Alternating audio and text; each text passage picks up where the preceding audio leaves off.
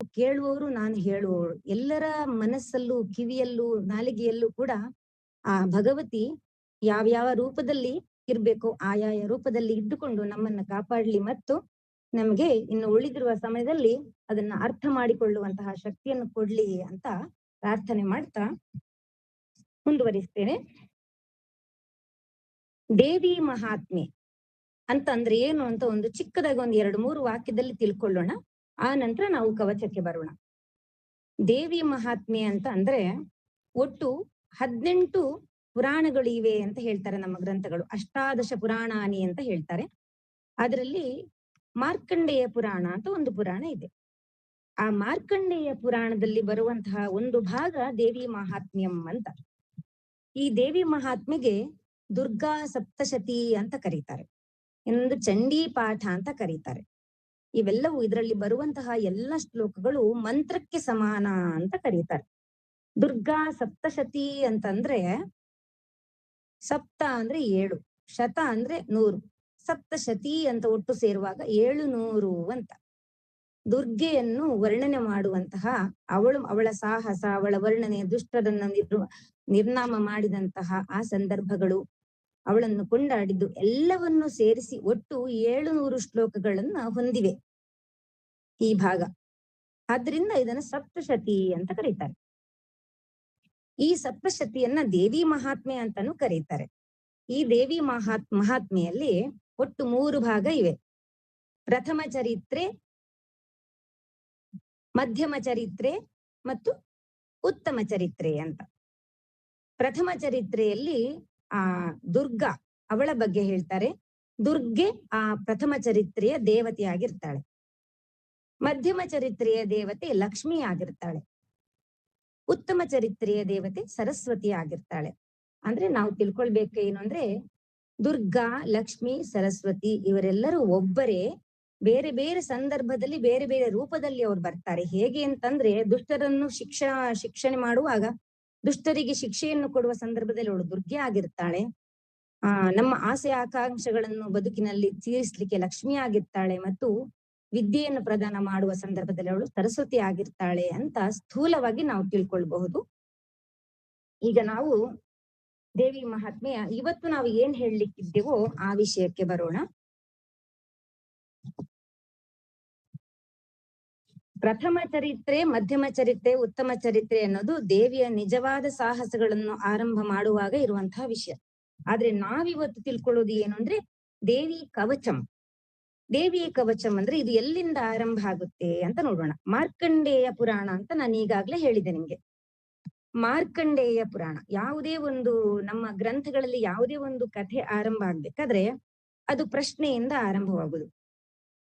ಸುಲಭವಾಗಿ ಹೇಳ್ಬೇಕು ಅಂದ್ರೆ ನಮಗೆಲ್ಲರಿಗೆ ಗೊತ್ತು, ಭಗವದ್ಗೀತೆ ಎಲ್ಲಿಂದ ಶುರು ಆಗತ್ತೆ ಅಂದ್ರೆ ಧೃತರಾಷ್ಟ್ರ ಕೇಳ್ತಾನೆ, ಸಂಜಯನ ಹತ್ರ ಕೇಳ್ತಾನೆ ಪ್ರಶ್ನೆ.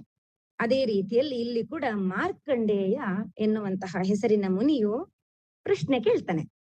ಯಾರನ್ನು ಕೇಳ್ತಾನೆ ಅಂದ್ರೆ ಪಿತಾಮಹ ಬ್ರಹ್ಮನನ್ನು ಕೇಳ್ತಾನೆ. ಸೃಷ್ಟಿಕರ್ತ ಇದ್ದಾನಲ್ಲ ಅವನನ್ನು ಕೇಳ್ತಾನೆ. ಈಗ ಅಲ್ಲಿಗೆ ಬರೋಣ ನಾವು.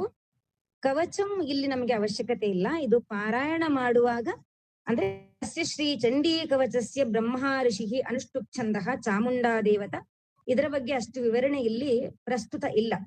ಚಂಡೀ ಕವಚದ ಬಗ್ಗೆ ನಾವು ಮಾತಾಡ್ಲಿಕ್ಕೆ ಹೊರಟಿದ್ದೇವೆ. ಅದು ಅನುಷ್ಠುಪ್ ಛಂದಸ್ಸಲ್ಲಿ ರಚಿತವಾಗಿದೆ ಮತ್ತು ಅದರ ದೇವತೆ ಚಾಮುಂಡ. ಮತ್ತೆ ಅಂಗನ್ಯಾಸ, ದಿಗ್ಬಂಧ ಅದೆಲ್ಲ ಅವಶ್ಯಕತೆ ಇಲ್ಲ ನಮ್ಗೆ ಇಲ್ಲಿ. ನಾವೀಗ ನೇರವಾಗಿ ಮಾರ್ಕಂಡೇಯ ಉವಾಚ ಇಲ್ಲಿಗೆ ಬರೋಣ. ಮಾರ್ಕಂಡೇಯ ಉವಾಚ ಅಂದ್ರೆ ಮಾರ್ಕಂಡೇಯನು ಹೇಳಿದನು ಅಥವಾ ಕೇಳಿದನು ಅಂತ. ಕೇಳಿದನು, ಏನ್ ಕೇಳ್ತಾನೆ ಅಂತ ನೋಡೋಣ.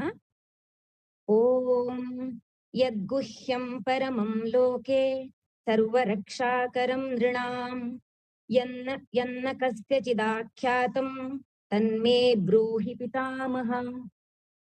ತನ್ಮೇ ಬ್ರೂಹಿ ಪಿತಾಮಹ, ಹೇ ಪಿತಾಮಹ ನನ್ಗೆ ಹೇಳು ನೀನು ಅಂತ ಕೇಳ್ತಾನೆ ಮಾರ್ಕಂಡೇಯ. ಏನನ್ ಹೇಳು ಅಂತಂದ್ರೆ ಯದ್ ಗುಹ್ಯಂ ಪರಮಂ ಲೋಕೆ, ಈ ಲೋಕದಲ್ಲಿ ಪರಮವಾದ ಅತ್ಯಂತ ಶ್ರೇಷ್ಠವಾದ ಗುಹ್ಯತಮವಾದ ಒಂದು ಇದೆಯಲ್ಲ, ಅದು ಸರ್ವ ರಕ್ಷಾಕರಂ ನೃಣಾಂ, ಎಲ್ಲಾ ಮನುಷ್ಯರನ್ನು ಎಲ್ಲಾ ರೀತಿಯಿಂದಲೂ ರಕ್ಷಣೆ ಮಾಡುವಂತಹದ್ದಾಗಿರ್ಬೇಕು.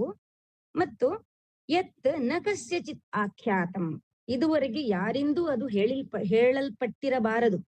ಅಂತಹ ಒಂದು ರಹಸ್ಯತಮವಾದ ಒಂದು ಉಪದೇಶವನ್ನು ನೀನು ನನಗೆ ಮಾಡಬೇಕು ಎಂಬುದಾಗಿ ಮಾರ್ಕಂಡೇಯ ಪಿತಾಮಹ ಬ್ರಹ್ಮನನ್ನು ಕೇಳ್ತಾನೆ. ಹೇ ಪಿತಾಮಹ, ಈ ಲೋಕದಲ್ಲಿ ಯಾವುದು ಅತ್ಯಂತ ರಹಸ್ಯವಾದುದೋ, ಯಾವುದು ಮನುಷ್ಯರನ್ನು ಎಲ್ಲರಿಂದಲೂ ರಕ್ಷಿಸುವುದೋ, ಯಾವುದನ್ನು ಯಾರಿಗೂ ಇದುವರೆಗೂ ಹೇಳಿಲ್ಲವೋ ಅದನ್ನು ನನಗೆ ಉಪದೇಶಿಸು ಎಂಬುದಾಗಿ ಹೇಳ್ತಾನೆ. ಬ್ರಹ್ಮನತ್ರ ಮಾರ್ಕಂಡೇಯ ಕೇಳ್ತಾನೆ. ಇವಾಗ ಆಗ ಬ್ರಹ್ಮ ಉತ್ತರಿಸುವಂಥದ್ದು, ಈಗ ದೇವಿ ಕವಚದ ಆರಂಭಕ್ಕೆ ಬರ್ತೀವಿ ನಾವೀಗ. ಏನ್ ಹೇಳ್ತಾನೆ ಬ್ರಹ್ಮ? ಬ್ರಹ್ಮೋವಾಚ, ಬ್ರಹ್ಮ ಉವಾಚ, ಅಸ್ತಿ ಗುಹ್ಯತಮಂ ವಿಪ್ರ ಸರ್ವಭೂತೋಪಕಾರಕಂ ದೇವ್ಯಾಸ್ತು ಕವಚಂ ಪುಣ್ಯಂ ತಚ್ಛೃಣುಷ್ವ ಮಹಾಮುನೇ. ಹೇ ಮಹಾಮುನಿ, ಮಹಾಮುನಿ ಅಂತ ಮಾರ್ಕಂಡೇಯನನ್ನು ಪಿತಾಮಹ ಕರೀತಾನೆ. ಏನಂತ ಹೇಳ್ತಾನೆ ಮಹಾಮುನಿ? ಕೇಳಿಸ್ಕೋ, ನಾನು ಹೇಳೋದನ್ನ ಕೇಳಿಸ್ಕೋ ನೀನು. ತಚ್ಛೃಣುಷ್ವ, ಅದನ್ನ ನಾನು ಹೇಳೋದನ್ನ ಕೇಳಿಸ್ಕೋ. ಅಸ್ತಿ ಗುಹ್ಯತಮಂ, ಗುಹ್ಯತಮವಾದಂತಹ ಒಂದು ವಿಷಯ ಇದೆ. ಅಸ್ತಿ, ಹೇ ವಿಪ್ರ, ಸರ್ವಭೂತೋಪಕಾರಕಂ, ಸರ್ವಭೂತ ಸರ್ವ ಜೀವಿಗಳಿಗೂ ಉಪಕಾರವಾಗಿರುವಂತಹದ್ದು ಒಂದು ಗುಹ್ಯತಮವಾದ ಒಂದು ವಿಷಯ ಇದೆ. ಅದು ಯಾವುದು ಅಂದ್ರೆ ದೇವ್ಯಾಹತು ಕವಚಂ, ದೇವಿಯ ಕವಚ ಅದು, ಮತ್ತೆ ಬೇರೆ ಯಾವುದು ಅಲ್ಲ, ಪುಣ್ಯತಮವಾಗಿರುವಂತಹ ದೇವಿಯ ಕವಚ ಒಂದಿದೆ. ಅದನ್ನ ನಾನ್ ನಿನ್ಗೆ ಹೇಳ್ತೇನೆ, ನೀನು ಕೇಳಿಸ್ಕೋ ಅಂತ ಹೇಳ್ತಾನೆ. ಅಸ್ತಿ ಗುಹ್ಯತಂ ವಿಪ್ರ ಸರ್ವಭೂತೋಪಕಾರಕಂ ದೇವ್ಯಾಸ್ತು ಕವಚಂ ಪುಣ್ಯಂ ತತ್ ಶೃಣುಷ್ವ ಮಹಾಮುನಿ, ಕೇಳಿಸ್ಕೋ ಮಹಾಮುನಿಯೇ ಅಂತ ಹೇಳ್ತಾನೆ. ಎಲೈ ಮಹಾಮುನಿಯೇ, ವಿಪ್ರಶ್ರೇಷ್ಠನೇ, ಸರ್ವ ಜೀವಿಗಳಿಗೂ ಉಪಕಾರವನ್ನುಂಟು ಮಾಡುವಂತಹ ಅತ್ಯಂತ ರಹಸ್ಯ ಒಂದು ಇರುವುದು, ಅದೇ ಪುಣ್ಯಕರವಾದ ದೇವಿ ಕವಚ. ಅದನ್ನ ಆಲಿಸು ಅಂತ ಹೇಳ್ತಾನೆ. ಮುಂದೆ ಏನ್ ಹೇಳ್ತಾರೆ ಅಂದ್ರೆ ಬ್ರಹ್ಮ, ದೇವಿಯ 9 ರೂಪಗಳು, ನವದುರ್ಗೆಯರು ನಮ್ಗೆಲ್ಲ ಗೊತ್ತು, ನವರಾತ್ರಿಯಲ್ಲಿ ನಾವು ನೋಡ್ತೀವಿ, ಆಚರಣೆ ಮಾಡ್ತೀವಿ. ಹಾಗೆ ಅದನ್ನ ಹೇಳ್ಕೊಂಡ್ ಬರ್ತಾನೆ ನೋಡಿ. ಪ್ರಥಮಂ ಶೈಲಪುತ್ರಿ ಚ ದ್ವಿತೀಯಂ ಬ್ರಹ್ಮಚಾರಿಣಿ ತೃತೀಯಂ ಚಂದ್ರಗಂಡೇತಿ ಕೂಷ್ಮಾಂಡೇತಿ ಚತುರ್ಥಕಂ ಅಂತ ಹೇಳ್ತಾನೆ. ಪ್ರಥಮಂ ಶೈಲಪುತ್ರಿ, ಶೈಲಪುತ್ರಿ ಎಂಬುದು ಆ ಭಗವತಿಯ ಮೊದಲನೆಯ ರೂಪ ಅಂತ ಹೇಳ್ತಾನೆ. ಬ್ರಹ್ಮಚಾರಿಣಿ ಅಂತ 2ನೆಯ ರೂಪ, ಚಂದ್ರಘಂಟ ಅಂತ 3ನೆಯ ರೂಪ. ಅದಕ್ಕೆಲ್ಲ ವಿವರಣೆ ಜಾಸ್ತಿ ಕೊಡೋದಿಲ್ಲ ನಾನು, ಯಾಕೆ ಆ ಹೆಸರು ಅದೆಲ್ಲ ಇಲ್ಲಿ ಅವಶ್ಯಕತೆ ಬೇಡ, ತುಂಬಾ ಉದ್ದ ಹೋಗುತ್ತೆ ಅದು. ಶೈಲಪುತ್ರಿ ಮೊದಲನೆಯದು, 2ನೆಯದು ಬ್ರಹ್ಮಚಾರಿಣಿ, 3ನೆಯದು ಚಂದ್ರಘಂಟ, ಕೂಷ್ಮಾಂಡೇತಿ ಚತುರ್ಥಕಂ. ಕೂಷ್ಮಾಂಡ ಎಂಬಂತಹ ಹೆಸರು 4ನೆಯದಾಗಿದೆ ಆಕೆಯದು ಅಂತ ಹೇಳ್ತಾನೆ. 5ನೇದು ಪಂಚಮಂ ಸ್ಕಂದಮಾತೇತಿ, ಸ್ಕಂದಮಾತಾ ಇತಿ ಪಂಚಮಂ, 5ನೆಯ ರೂಪ ಸ್ಕಂದಮಾತಾ ರೂಪ. 6ನೇದು ಷಷ್ಠಂ ಕಾತ್ಯಾಯನೀತಿ ಚ, ಕಾತ್ಯಾಯನಿ ರೂಪದಲ್ಲಿರುವಂತದ್ದು 6ನೆಯ ರೂಪ. ಸಪ್ತಮಂ ಕಾಲರಾತ್ರಿಶ್ಚ, 7ನೇದು ಕಾಲರಾತ್ರಿ. ಮಹಾಗೌರೀತಿ ಚಾಷ್ಟಮಂ, ಮಹಾಗೌರಿ ಎಂಬ ಹೆಸರಿನ ರೂಪದಲ್ಲಿ 8ನೆಯ ರೂಪವಾಗಿರ್ತದೆ. ನವಮಂ ಸಿದ್ಧಿದಾತ್ರಿ ಚ, 9ನೇದು ಸಿದ್ಧಿದಾತ್ರಿ ಚ. ನವದುರ್ಗಾಃ ಪ್ರಕೀರ್ತಿತಾಃ, ನವದುರ್ಗಾಃ ಪ್ರಕೀರ್ತಿತಾಃ. ಪ್ರಥಮಂ ಶೈಲಪುತ್ರಿ ಚ ದ್ವಿತೀಯಂ ಬ್ರಹ್ಮಚಾರಿಣಿ ತೃತೀಯಂ ಚಂದ್ರಘಂಟೇತಿ ಕೂಷ್ಮಾಂಡೇತಿ ಚತುರ್ಥಕಂ ಪಂಚಮಂ ಸ್ಕಂದಮಾತೇತಿ ಷಷ್ಠಂ ಕಾತ್ಯಾಯನೀತಿ ಚ. ಸಪ್ತಮಂ ಕಾಲರಾತ್ರಿಶ್ಚ ಮಹಾಗೌರೀತಿ ಚಾಷ್ಟಮಂ. ನವಮಂ ಸಿದ್ಧಿದಾತ್ರಿ ಚ. ನವದುರ್ಗಾಃ ಪ್ರಕೀರ್ತಿತಾಃ. ಪ್ರಕೀರ್ತಿತಾ ಅಂದ್ರೆ ಈ ರೀತಿಯಲ್ಲಿ ನವದುರ್ಗೆಯರ ರೂಪದಲ್ಲಿ ಅವಳನ್ನ ಹೇಳಲ್ಪಟ್ಟಿದೆ ಅಂತ ಅರ್ಥ. ಈ ರೀತಿಯಾಗಿ ಹೆಸರಾಗಿದ್ದಾಳೆ ಅವಳು, 9 ರೂಪದಲ್ಲಿ ಹೆಸರಾಗಿದ್ದಾಳೆ ಅಂತ ಬ್ರಹ್ಮ ಮಾರ್ಕಂಡೇಯ ಮುನಿಗೆ ಹೇಳ್ತಾನೆ. ಮುಂದೆ ಹೇಳ್ತಾನೆ, ಉಕ್ತಾನ್ಯೇತಾನಿ ನಾಮಾನಿ ಬ್ರಹ್ಮಣೈವ ಮಹಾತ್ಮನ ಅಗ್ನಿನಾ ದಹ್ಯಮಾನಸ್ತು ಶತ್ರು ಮಧ್ಯೆ ಗತೋರಣಿ. ಉಕ್ತಾನಿ ಏತಾನಿ ನಾಮಾನಿ, ಈ ನಾಮಗಳನ್ನ ಹೇಳಲ್ಪಟ್ಟಿದೆ. ಯಾರಿಂದ ಅಂದ್ರೆ ಬ್ರಹ್ಮಣ ಏವ ಮಹಾತ್ಮನ, ಮಹಾತ್ಮನಾದಂತಹ ಬ್ರಹ್ಮನಿಂದಲೇ ಇದನ್ನು ಹೇಳಲ್ಪಟ್ಟಿದೆ ಅಂತ ಹೇಳ್ತಾ ಇದ್ದಾರೆ. ಅಗ್ನಿನಾ ದಹ್ಯಮಾನಸ್ತು ಶತ್ರು ಮಧ್ಯೆ ಗತೋರಣಿ. ಇದನ್ನ ಮುಂದುವರ್ಸ್ಕೊಂಡು ಹೋಗ್ತೀನಿ, ಒಟ್ಟಿಗೆ ಅರ್ಥ ಹೇಳ್ತೀನಿ. ವಿಷಮೇ ದುರ್ಗಮೇ ಚೈವ ಭಯಾರ್ಥಾ ಶರಣಂ ಗತಾಃ ನತೇಷಾಂ ಜಾಯತೆ ಕಿಂಚಿತ್ ಅಶುಭಂ ರಣಸಂಕಟೆ ನಾಪದಂ ತಸ್ಯ ಪಶ್ಯಾಮಿ ಶೋಕ ದುಃಖ ಭಯಂ ನಹಿ ಯೈಸ್ತು ಭಕ್ತ್ಯಾ ಸ್ಮೃತಾ ನೂನಂ ತೇಷಾಂ ವೃದ್ಧಿ ಪ್ರಜಾಯತೆ ಏ ತ್ವಾಂ ಸ್ಮರಂತಿ ದೇವೇಶಿ ರಕ್ಷಸೆ ತಾನ್ನ ಸಂಶಯಃ. ಅಂತಂದ್ರೆ ಈ ನವದುರ್ಗೆಯರ ಹೆಸರನ್ನು ಹೇಳ್ಬಿಟ್ಟು ಅವ್ರು ಹೇಳ್ತಾರೆ, ಅಗ್ನಿನ ದಹ್ಯಮಾನಸ್ತು, ಅಗ್ನಿಯಿಂದ ಒಂದು ವೇಳೆ ಸುಡಲ್ಪಡುವಂತಹವನನ್ನು ಯಾರ್ಯಾರನ್ನು ಅವಳು ರಕ್ಷಿಸ್ತಾಳೆ ಅಂತ ಹೇಳ್ಕೊಂಡು ಹೋಗೋದು. ಇವಾಗ ಅಗ್ನಿನಾ ದಹ್ಯಮಾನಸ್ತು, ಅಗ್ನಿಯಿಂದ ಪಡುತ್ತಿರುವವನು. ಶತ್ರು ಮಧ್ಯೆ ಗತೋರಣೆ, ಶತ್ರುಗಳ ಮಧ್ಯದಲ್ಲಿ, ರಣರಂಗದಲ್ಲಿ, ಯುದ್ಧದಲ್ಲಿ ಶತ್ರುಗಳ ಮಧ್ಯದಲ್ಲಿ ಸಿಕ್ಕಾಕೊಂಡಿದ್ದಾನೆ ಒಬ್ಬ. ಆದ್ರೆ ಅವನು ತಾಯಿಯ ಭಕ್ತನಾಗಿರ್ತಾನೆ ನೋಡಿ, ಅವನನ್ನು. ಮತ್ತೆ ವಿಷಮೇ ದುರ್ಗಮೇ ಚೈವ, ವಿಷಮೇ ದುರ್ಗಮೇ, ಗುಂಡಾರಣ್ಯ, ಘೋರವಾದ ಅರಣ್ಯ, ಮಹಾ ವಿಷಕಾರಿ ಸರ್ಪಗಳಿರ್ಬೋದು, ಪ್ರಾಣಿಗಳಿರ್ಬೋದು, ಕ್ರೂರ ಪ್ರಾಣಿಗಳಿರ್ಬೋದು, ಅಲ್ಲೆಲ್ಲ ಸಿಕ್ಕಾಕೊಂಡಿ ಇರುವಂತಹ ಒಂದು ವ್ಯಕ್ತಿಯನ್ನು ಇವಳು ರಕ್ಷಣೆ ಮಾಡ್ತಾಳೆ. ಚ ಏವ ಭಯಾರ್ಥ ಶರಣಂ ಗತಾಃ, ಭಯದಿಂದ ಆರ್ತರಾಗಿ ದುರ್ಗೆಯನ್ನು ಶರಣು ಯಾರು ಹೊಂದಿದ್ದೆ ಆದರೆ ನತೇಷಾಂ ಜಾಯತೆ ಕಿಂಚಿದಶುಭಂ ರಣಸಂಕಟೆ. ರಣಸಂಕಟ ಅಂದ್ರೆ ಅತ್ಯಂತ ದೊಡ್ಡ ಸಂಕಟದಲ್ಲಿ ಅವರಿದ್ರು ಕೂಡ, ಇಂಥವರೆಲ್ಲ ಯಾರು ಅಗ್ನಿಯಲ್ಲಿ ಸಿಕ್ಕಾಕೊಂಡಿರೋರಿರ್ಬೋದು, ರಣರಂಗದಲ್ಲಿ ಯುದ್ಧದ ಮಧ್ಯದಲ್ಲಿ ಸಿಕ್ಕಾಕೊಂಡಿರಬಹುದು, ಅರಣ್ಯದಲ್ಲಿ ಸಿಕ್ಕಿದವರು ಇರ್ಬೋದು, ಭಯದಿಂದ ಸಿಕ್ಕಿದವರಿರ್ಬೋದು, ಎಲ್ಲರೂ ಕೂಡ ಈ ಕಷ್ಟದಲ್ಲಿರುವವರೆಲ್ಲ ನತೇಷಾಂ ಜಾಯತೆ ಕಿಂಚಿದ ಶುಭಂ ರಣ ಸಂಕಟೆ, ದೊಡ್ಡ ದೊಡ್ಡ ಕಷ್ಟದಲ್ಲಿ ಸಿಕ್ಕಿರೋರನ್ನೆಲ್ಲರನ್ನು ಕೂಡ ಸ್ವಲ್ಪ ಕೂಡ ಅವರಿಗೆ ಅಶುಭ ಉಂಟಾಗುವುದಿಲ್ಲ ಅಂತ ಹೇಳ್ತಾರೆ. ನ ತೇಷಾಂ ಜಾಯತೆ ಕಿಂಚಿದ ಅಶುಭಂ, ಸ್ವಲ್ಪ ಕೂಡ ಅಶುಭ ಅವರಿಗೆ ಉಂಟಾಗುವುದಿಲ್ಲ ಎಂಬುದಾಗಿ ಬ್ರಹ್ಮ ಹೇಳ್ತಾನೆ ಮಾರ್ಕಂಡೇಯನಿಗೆ. ಮುಂದೆ ಹೇಳ್ತಾನೆ, ನಾಪದಂ ತಸ್ಯ ಪಶ್ಯಾಮಿ ಶೋಕ ದುಃಖಮಯಂ ನಹಿ, ಅಂತಹವರಿಗೆ ಆಪದಂ ನ ಪಶ್ಯಾಮಿ, ನಾನು ಅಂತವರಿಗೆ ಕಷ್ಟ ಬರೋದನ್ನ ನೋಡ್ಲಿಕ್ಕೆ ಸಾಧ್ಯವೇ ಇಲ್ಲ ಅಂತ ಅದರ ಅರ್ಥ. ನಿಸ್ಸಂದೇಹವಾಗಿ ಅವಳನ್ನು ನಂಬಿದವರನ್ನು ಅವಳು ಕೈ ಹಿಡಿತಾಳೆ ಮತ್ತು ಕಷ್ಟದಿಂದ ಪಾರು ಮಾಡ್ತಾಳೆ ಎಂಬುದಾಗಿ ಬ್ರಹ್ಮ ಮಾರ್ಕಂಡೇಯನಿಗೆ ಹೇಳ್ತಾಳೆ. ಯೈಸ್ತು ಭಕ್ತ್ಯಾ ಸ್ಮೃತಾನೂನಂ ತೇಷಾಂ ವೃದ್ಧಿ ಪ್ರಜಾಯತೆ. ಯೈಹಿ ತು ಭಕ್ತ್ಯಾ ಸ್ಮೃತ, ಯಾರು ಇವಳನ್ನು ಭಕ್ತಿಯಿಂದ ನಮಸ್ಕರಿಸ್ತಾರೋ, ಅಂದು ನೆನಪಿಸ್ಕೊಳ್ತಾರೋ, ಈ ದೇವಿಯನ್ನು ನೆನಪಿಸ್ಕೊಳ್ತಾರೋ, ತೇಷಾಂ ವೃದ್ಧಿ ಪ್ರಜಾಯತೆ, ಅವರ ವೃದ್ಧಿ ಆಗತ್ತೆ, ಸಮೃದ್ಧಿ ಉಂಟಾಗತ್ತೆ ಅವರಿಗೆಲ್ಲ. ಅಂದ್ರೆ ಯಾರು ಭಕ್ತಿಯಿಂದ ಅವಳನ್ನು ಸ್ಮರಿಸುವರೋ ಅವರಿಗೆ ಸಮೃದ್ಧಿ ಉಂಟಾಗುತ್ತದೆ. ಮುಂದೆ ಹೇಳ್ತಾರೆ, ಏ ತ್ವಾಂ ಸ್ಮರಂತಿ ದೇವೇಶಿ ರಕ್ಷಸೆ ತಾನ್ನ ಸಂಶಯ. ಹೇ ದೇವೇಶಿ ಅಂತ ಅವಳು ಬ್ರಹ್ಮ ದೇವಿ ಹತ್ರ ಮಾತನಾಡಿದ ಹಾಗೆ ಇದೆ ಈ ಶ್ಲೋಕ. ಹೇ ದೇವೇಶಿ, ಯಾರು ನಿನ್ನನ್ನು ಸ್ಮರಿಸುವರೋ ಅವರನ್ನು ನೀನು ಕಾಪಾಡುವೆ ಎಂಬುದರಲ್ಲಿ ಯಾವುದೇ ಸಂದೇಹವೂ ಇಲ್ಲ. ರಕ್ಷಸೆ ತಾನ್ನ ಸಂಶಯ, ಅವರನ್ನೆಲ್ಲ ನೀನು ರಕ್ಷಿಸ್ತಿ ಎಂಬುದರಲ್ಲಿ ಯಾವುದೇ ಸಂಶಯ ಇಲ್ಲ ಅಂತ ಹೇಳ್ತಾನೆ ಬ್ರಹ್ಮ. ಮುಂದೆ ದೇವಿಯರನ್ನ ವರ್ಣನೆ ಮಾಡ್ತಾನೆ ಬ್ರಹ್ಮ.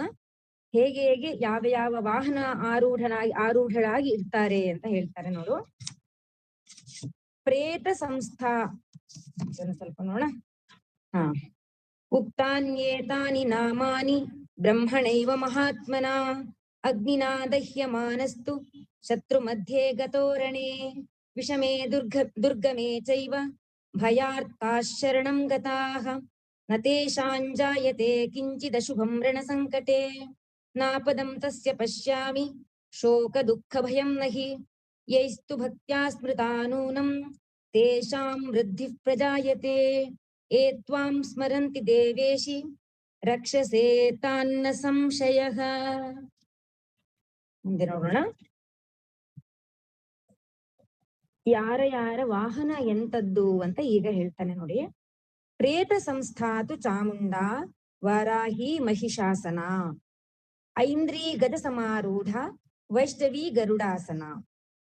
ಪ್ರೇತ ಸಂಸ್ಥಾ, ಪ್ರೇತವೇ ಅವಳ ಆಸನ. ಯಾರ್ದು ಅಂದ್ರೆ ಚಾಮುಂಡಾದೇವಿ, ಚಂಡ ಮತ್ತು ಮುಂಡ ಇಬ್ಬರನ್ನೂ ವಧೆ ಮಾಡಿರುವಂತಹದಕ್ಕೆ ಅವಳಿಗೆ ಚಾಮುಂಡ ಅಂತ ಹೆಸರು ಬಂದಿದೆ. ಈ ಚಾಮುಂಡ ಎಂಬ ಹೆಸರಿನ ತಾಯಿ ಪ್ರೇತವೇ ಪ್ರೇತವನ್ನೇ ವಾಹನವಾಗಿ ಮಾಡ್ಕೊಂಡಿರ್ತಾಳೆ. ಪ್ರೇತವೇ ಅವಳ ವಾಹನ, ಆಸನ ಅಂತ ಹೇಳ್ತಾರೆ, ಆಸನ. ನಂತರ ವಾರಾಹಿ ಮಹಿಷಾಸನ. ವಾರಾಹಿಯ ಆಸನ ಯಾವುದು? ಮಹಿಷ. ವಾರಾಹಿ ದೇವಿಯ ಆಸನ ಮಹಿಷ ಆಗಿರುತ್ತೆ. ಐಂದ್ರಿ ಗಜ ಸಮಾರೂಢ. ಐಂದ್ರಿ ಎನ್ನುವಂತಹವಳು ಗಜ, ಆನೆ ಅವಳ ಆಸನವಾಗಿರುತ್ತದೆ ಅಂತ ಹೇಳ್ತಾರೆ. ವೈಷ್ಣವಿ ಗರುಡಾಸನ. ವೈಷ್ಣವಿ ಎನ್ನುವಂತಹ ದೇವಿ ಗರುಡನನ್ನು ಆಸನ ಮಾಡ್ಕೊಂಡಿರ್ತಾಳೆ. ಪ್ರೇತ ಸಂಸ್ಥಾತು ಚಾಮುಂಡ ವಾರಾಹಿ ಮಹಿಷಾಸನ ಐಂದ್ರಿ ಗಜ ಸಮಾರೂಢ ವೈಷ್ಣವಿ ಗರುಡಾಸನ. ಚಾಮುಂಡ ಪ್ರೇತ, ಚಾಮುಂಡಿಗೆ ಪ್ರೇತವೇ ಆಸನ, ವರಾಹಿಗೆ ಮಹಿಷಾಸನ, ಐಂದ್ರಿಗೆ ಗಜವೇ ಆಸನ, ವೈಷ್ಣವಿಗೆ ಗರುಡ ಆಸನ ಅಂತ ತಿಳ್ಕೊಂಡ್ವಿ. ಮುಂದೆ ನೋಡೋಣ. ಮಾಹೇಶ್ವರಿ ವೃಷಾರೂಢ ಕೌಮಾರಿ ಶಿಖಿವಾಹನ ಲಕ್ಷ್ಮೀ ಪದ್ಮಾಸನಾ ದೇವಿ ಪದ್ಮಹಸ್ತಾ ಹರಿಪ್ರಿಯ. ಮಾಹೇಶ್ವರಿಯು ವೃಷಭ ವಾಹನವಾಗಿರ್ತಾಳೆ. ಮಾಹೇಶ್ವರಿಗೆ ವೃಷಭವೇ ವಾಹನ. ವೃಷಾರೂಢ, ವೃಷಭನ್ನ ಆರೂಢ ಏರಿದವಳಾಗಿರ್ತಾಳೆ ಅವಳು. ಕೌಮಾರಿ ಶಿಖಿವಾಹನ. ಕೌಮಾರಿ ಎನ್ನುವಂತಹ ಹೆಸರಿನಂತಹ ದೇವಿಗೆ ಶಿಖಿ ವಾಹನ ಆಗಿರ್ತದೆ. ಶಿಖಿ ಅಂದ್ರೆ ನವಿಲು. ಲಕ್ಷ್ಮೀ ಪದ್ಮಾಸನಾ ದೇವಿ. ಲಕ್ಷ್ಮಿಯನ್ನು ಎಲ್ಲರಿಗೆ ಪರಿಚಯ ಇದೆ, ಪದ್ಮವೇ ಅವಳ ಆಸನ. ಲಕ್ಷ್ಮಿ ಪದ್ಮಾಸನದಲ್ಲಿ ಆರೂಢಳಾಗಿರ್ತಾಳೆ. ಮತ್ತು ಪದ್ಮಹಸ್ತ ಹರಿಪ್ರಿಯ. ಹರಿಗೆ ಪ್ರಿಯವಾಗಿರುವಂತಹ ಲಕ್ಷ್ಮಿ ಕೈಯಲ್ಲಿ ಕೂಡ ಕಮಲವನ್ನು ಹಿಡ್ಕೊಂಡಿರ್ತಾಳೆ, ಪದ್ಮಹಸ್ತ ಆಗಿರ್ತಾಳೆ. ಅವಳ ಆಸನವೂ ಪದ್ಮವೇ, ಹಸ್ತದಲ್ಲೂ ಕೂಡ ಪದ್ಮವನ್ನು ಧರಿಸಿದ್ದಾಳೆ ಅಂತ ವರ್ಣನೆ ಮಾಡ್ತಾರೆ ಇದರಲ್ಲಿ. ಮುಂದಿನ ಶ್ಲೋಕ. ಶ್ವೇತರೂಪಧರಾ ದೇವಿ ಈಶ್ವರಿ ವೃಷವಾಹನ ಬ್ರಾಹ್ಮೀ ಹಂಸ ಸಮಾರೂಢ ಸರ್ವಾಭರಣಭೂಷಿತ. ಶ್ವೇತರೂಪಧರಾ ದೇವಿ ಈಶ್ವರಿ ವೃಷವಾಹನ. ಶ್ವೇತರೂಪಧರ ಅಂದ್ರೆ ಬಿಳಿಯ ಬಣ್ಣದ ರೂಪವನ್ನು ಧರಿಸಿರುವಂತಹ ಈಶ್ವರಿಯು ವೃಷಭವನ್ನು ವಾಹನವಾಗಿ ಹೊಂದಿರ್ತಾಳೆ. ಶ್ವೇತ, ಬಿಳಿಯ ಬಣ್ಣದ ರೂಪವನ್ನು ಹೊಂದಿರುವಂತಹ ಈಶ್ವರಿ ಹೆಸರಿನ ದೇವಿಯು ವೃಷಭವನ್ನು ವಾಹನವಾಗಿ ಹೊಂದಿರ್ತಾಳೆ. ಬ್ರಾಹ್ಮೀ ಹಂಸ ಸಮಾರೂಢ ಸರ್ವಾಭರಣಭೂಷಿತ. ಬ್ರಾಹ್ಮಿ ಅಂತ ಹೆಸರಿನಂತಹ ದೇವಿ ಸರ್ವಾಭರಣಗಳಿಂದ ಇರುವುದರ ಜೊತೆಗೆ ಹಂಸದ ಮೇಲೆ ಕುಳಿತಿದ್ದಾಳೆ ಅಂತ ಹೇಳ್ತಿದ್ದಾರೆ. ಹಂಸ ಸಮಾರೂಢ, ಬ್ರಾಹ್ಮಿ ದೇವಿ ಹಂಸ ಸಮಾರೂಢ ಆಗಿರ್ತಾಳೆ ಮತ್ತು ಸರ್ವಾಭರಣ ಭೂಷಿತಳಾಗಿರ್ತಾಳೆ ಅಂತ ಹೇಳ್ತಾರೆ. ಮುಂದಿನ ಶ್ಲೋಕದಲ್ಲಿ ಇತ್ಯೇತಾ ಮಾತರ ಸರ್ವ ಯೋಗ ಸಮನ್ವಿತಾ ನಾನಾಭರಣ ಶೋಭಾಢ್ಯ ನಾನಾ ರತ್ನೋಪಶೋಭಿತಾ ದೃಶ್ಯಂತೆ ರಥಮಾರೂಢ ದೇವ್ಯ ಕ್ರೋಧ ಸಮಾಕುಲಾ. ಇಷ್ಟೆಲ್ಲ ವರ್ಣನೆ ಮಾಡ್ತಾ ಇದ್ದಾರೆ ದೇವಿಯರನ್ನ. ಆದ್ರೆ ಎಲ್ಲಾ ದೇವಿಯರು ಕ್ರೋಧದಿಂದ, ಕೋಪದಿಂದ ತುಂಬಿಕೊಂಡಿದ್ದಾರೆ ಅಂತ ಹೇಳ್ತಾರೆ ನೋಡಿ. ಕ್ರೋಧ ಸಮಾಕುಲಾಹ, ಎಲ್ಲ ದೇವಿಯರು ಕ್ರೋಧದಿಂದ ಇದ್ದಾರೆ. ಈ ಸಕಲ ಯೋಗಗಳಿಂದ ಇತ್ಯೇತ ಮಾತರ ಸರ್ವ. ಮಾತರ ಅಂದ್ರೆ ಮಾತಾ ಅಂದ್ರೆ ಒಬ್ಳು, ಮಾತರಹ ಅಂದ್ರೆ ಅಷ್ಟು ಜನ ಮಾತೆಯರು. ಈಗ ನಾವು ನೋಡಿದ್ವಲ್ಲ, ಚಾಮುಂಡ, ವಾರಾಹಿ, ಐಂದ್ರಿ, ವೈಷ್ಣವಿ, ಹೀಗೆ ಎಲ್ಲಾ ಮಾತೆಯರು ಮಾತರ ಸರ್ವಾಹ ಸರ್ವ ಯೋಗ ಸಮನ್ವಿತಾಹ, ಸಕಲ ಯೋಗಗಳಿಂದಲೂ ಕೂಡಿರ್ತಾರೆ ಅವರು. ಅಂದ್ರೆ ಸಕಲ ವಿದ್ಯೆ, ಶಕ್ತಿ ಎಲ್ಲವೂ ಅವರಲ್ಲಿ ಮೈಗೂಡಿಸಿಕೊಂಡಿದ್ದಾರೆ ಅಂತ ನಾವು ತಿಳ್ಕೊಳ್ಬಹುದು. ಸಕಲ ಯೋಗ ಸಮನ್ವಿತಾಹ ಮಾತರ ಸರ್ವಾಹ ನಾನಾ ವರ್ಣ ಶೋಭಾಢ್ಯ, ನಾನಾ ಆಭರಣಗಳಿಂದ ಹೊಳಿತಾ ಇದ್ದಾರೆ, ಎಲ್ರು ಕೂಡ ಶೋಭಿಸ್ತಾ ಇದ್ದಾರೆ. ಮತ್ತು ನಾನಾ ರತ್ನೋಪಶೋಭಿತ, ನಾನಾ ರತ್ನಗಳಿಂದ, ಕಿರೀಟಗಳಿಂದ, ಮಣಿಗಳಿಂದ ಶೋಭಿಸ್ತಾ ಇದ್ದಾರೆ ಈ ಮಾತೆಯರು. ಆದ್ರೆ ದೃಶ್ಯಂತೆ ರಥಮಾರೂಢ, ಇವರೆಲ್ಲರೂ ರಥವನ್ನು ಏರಿದ್ದಾರೆ. ಈಗಾಗ್ಲೇ ನಾವು ನೋಡಿದಿವೆ, ವಾಹನ, ಆಸನ, ರಥ ಏನಾದ್ರೂ ಆಗ್ಬೋದು. ರಥಮಾರೂಢ, ಇವರೆಲ್ಲರೂ ರಥವನ್ನು ಏರಿದ್ದಾರೆ. ಆದ್ರೆ ದೇವಿಯ ಕ್ರೋಧ ಸಮಾಕುಲಾಹ, ಎಲ್ಲ ಕೋಪದಿಂದ ಇದ್ದಾರೆ, ತುಂಬಾ ಉಗ್ರ ಕೋಪದಿಂದ ಇದ್ದಾರೆ ಅಂತ ಬ್ರಹ್ಮ ಹೇಳ್ತಾ ಇದ್ದಾನೆ. ಮುಂದೆ ವರ್ಣಿಸ್ತಾನೆ, ಶಂಖಂ ಚಕ್ರಂ ಗದಾಂ ಶಕ್ತಿಂ ಹಲಂಚ ಮುಸಲಾಯುಧಂ ಖೇಟಕಂ ತೋಮರಂ ಚೈವ ಪರಶುಂ ಪಾಶಮೇವ ಚ ಕುಂತಾಯುಧಂ ತ್ರಿಶೂಲಂಚ ಶಾರ್ಂಗಮಾಯುಧಮುತ್ತಮಂ. ಶಂಖ, ಚಕ್ರ, ಗದ, ಶಕ್ತಿ ಎನ್ನುವಂತಹ ಶಕ್ತಿಯಾಯುಧ, ಹಲಾಯುಧ, ಮುಸಲಾಯುಧ, ಖೇಟಕ ಎನ್ನುವಂತಹ ಆಯುಧ, ತೋಮರ ಎನ್ನುವಂಥದ್ದು, ಪರಶು, ಎಲ್ಲವೂ ಆಯುಧಗಳ ಹೆಸರು. ಆಯ್ತಾ? ಇವೆಲ್ಲವನ್ನು ಹೊಂದಿಕೊಂಡಿದ್ದಾರೆ ಈ ದೇವಿಯರು ಅಂತ. ಕುಂತಾಯುಧ ಅಂತ ಇನ್ನೊಂದು ಆಯುಧ, ತ್ರಿಶೂಲ, ಶಾರ್ಂಗ, ಎಲ್ಲ ಒಟ್ಟು ಎಷ್ಟು ಆಯ್ತು? ಶಂಖ, ಚಕ್ರ, ಗದ, ಶಕ್ತಿ, ಹಲ, ಮುಸಲಾಯುಧ, ಕೇಟಕ, ತೋಮರ, ಪರಶು, ಪಾಶ, ಕುಂತಾಯುಧ, ತ್ರಿಶೂಲ, ಶಾರ್ಂಗ, ಈ ತರ ಉತ್ತಮವಾದ ಬೇರೆ ಬೇರೆ ಬೇರೆ ಬೇರೆ ಆಯುಧಗಳನ್ನು ಇವರು ಹಿಡ್ಕೊಂಡಿದ್ದಾರೆ, ಧರಿಸಿದ್ದಾರೆ ಈ ದೇವಿಯರು ಅಂತ ಹೇಳ್ತಾರೆ. ಮುಂದೆ ಯಾಕೆ ಅವರ ಕೈಯಲ್ಲಿ ಆಯುಧ ಇದೆ ಅಂತ ಮುಂದಿನ ಸಾಲಲ್ಲಿ ನಾವು ತಿಳ್ಕೊಳ್ಳೋಣ. ದೈತ್ಯಾನಾಂ ದೇಹನಾಶಾಯ ಭಕ್ತಾನಾಂ ಅಭಯಾಯ ಚ.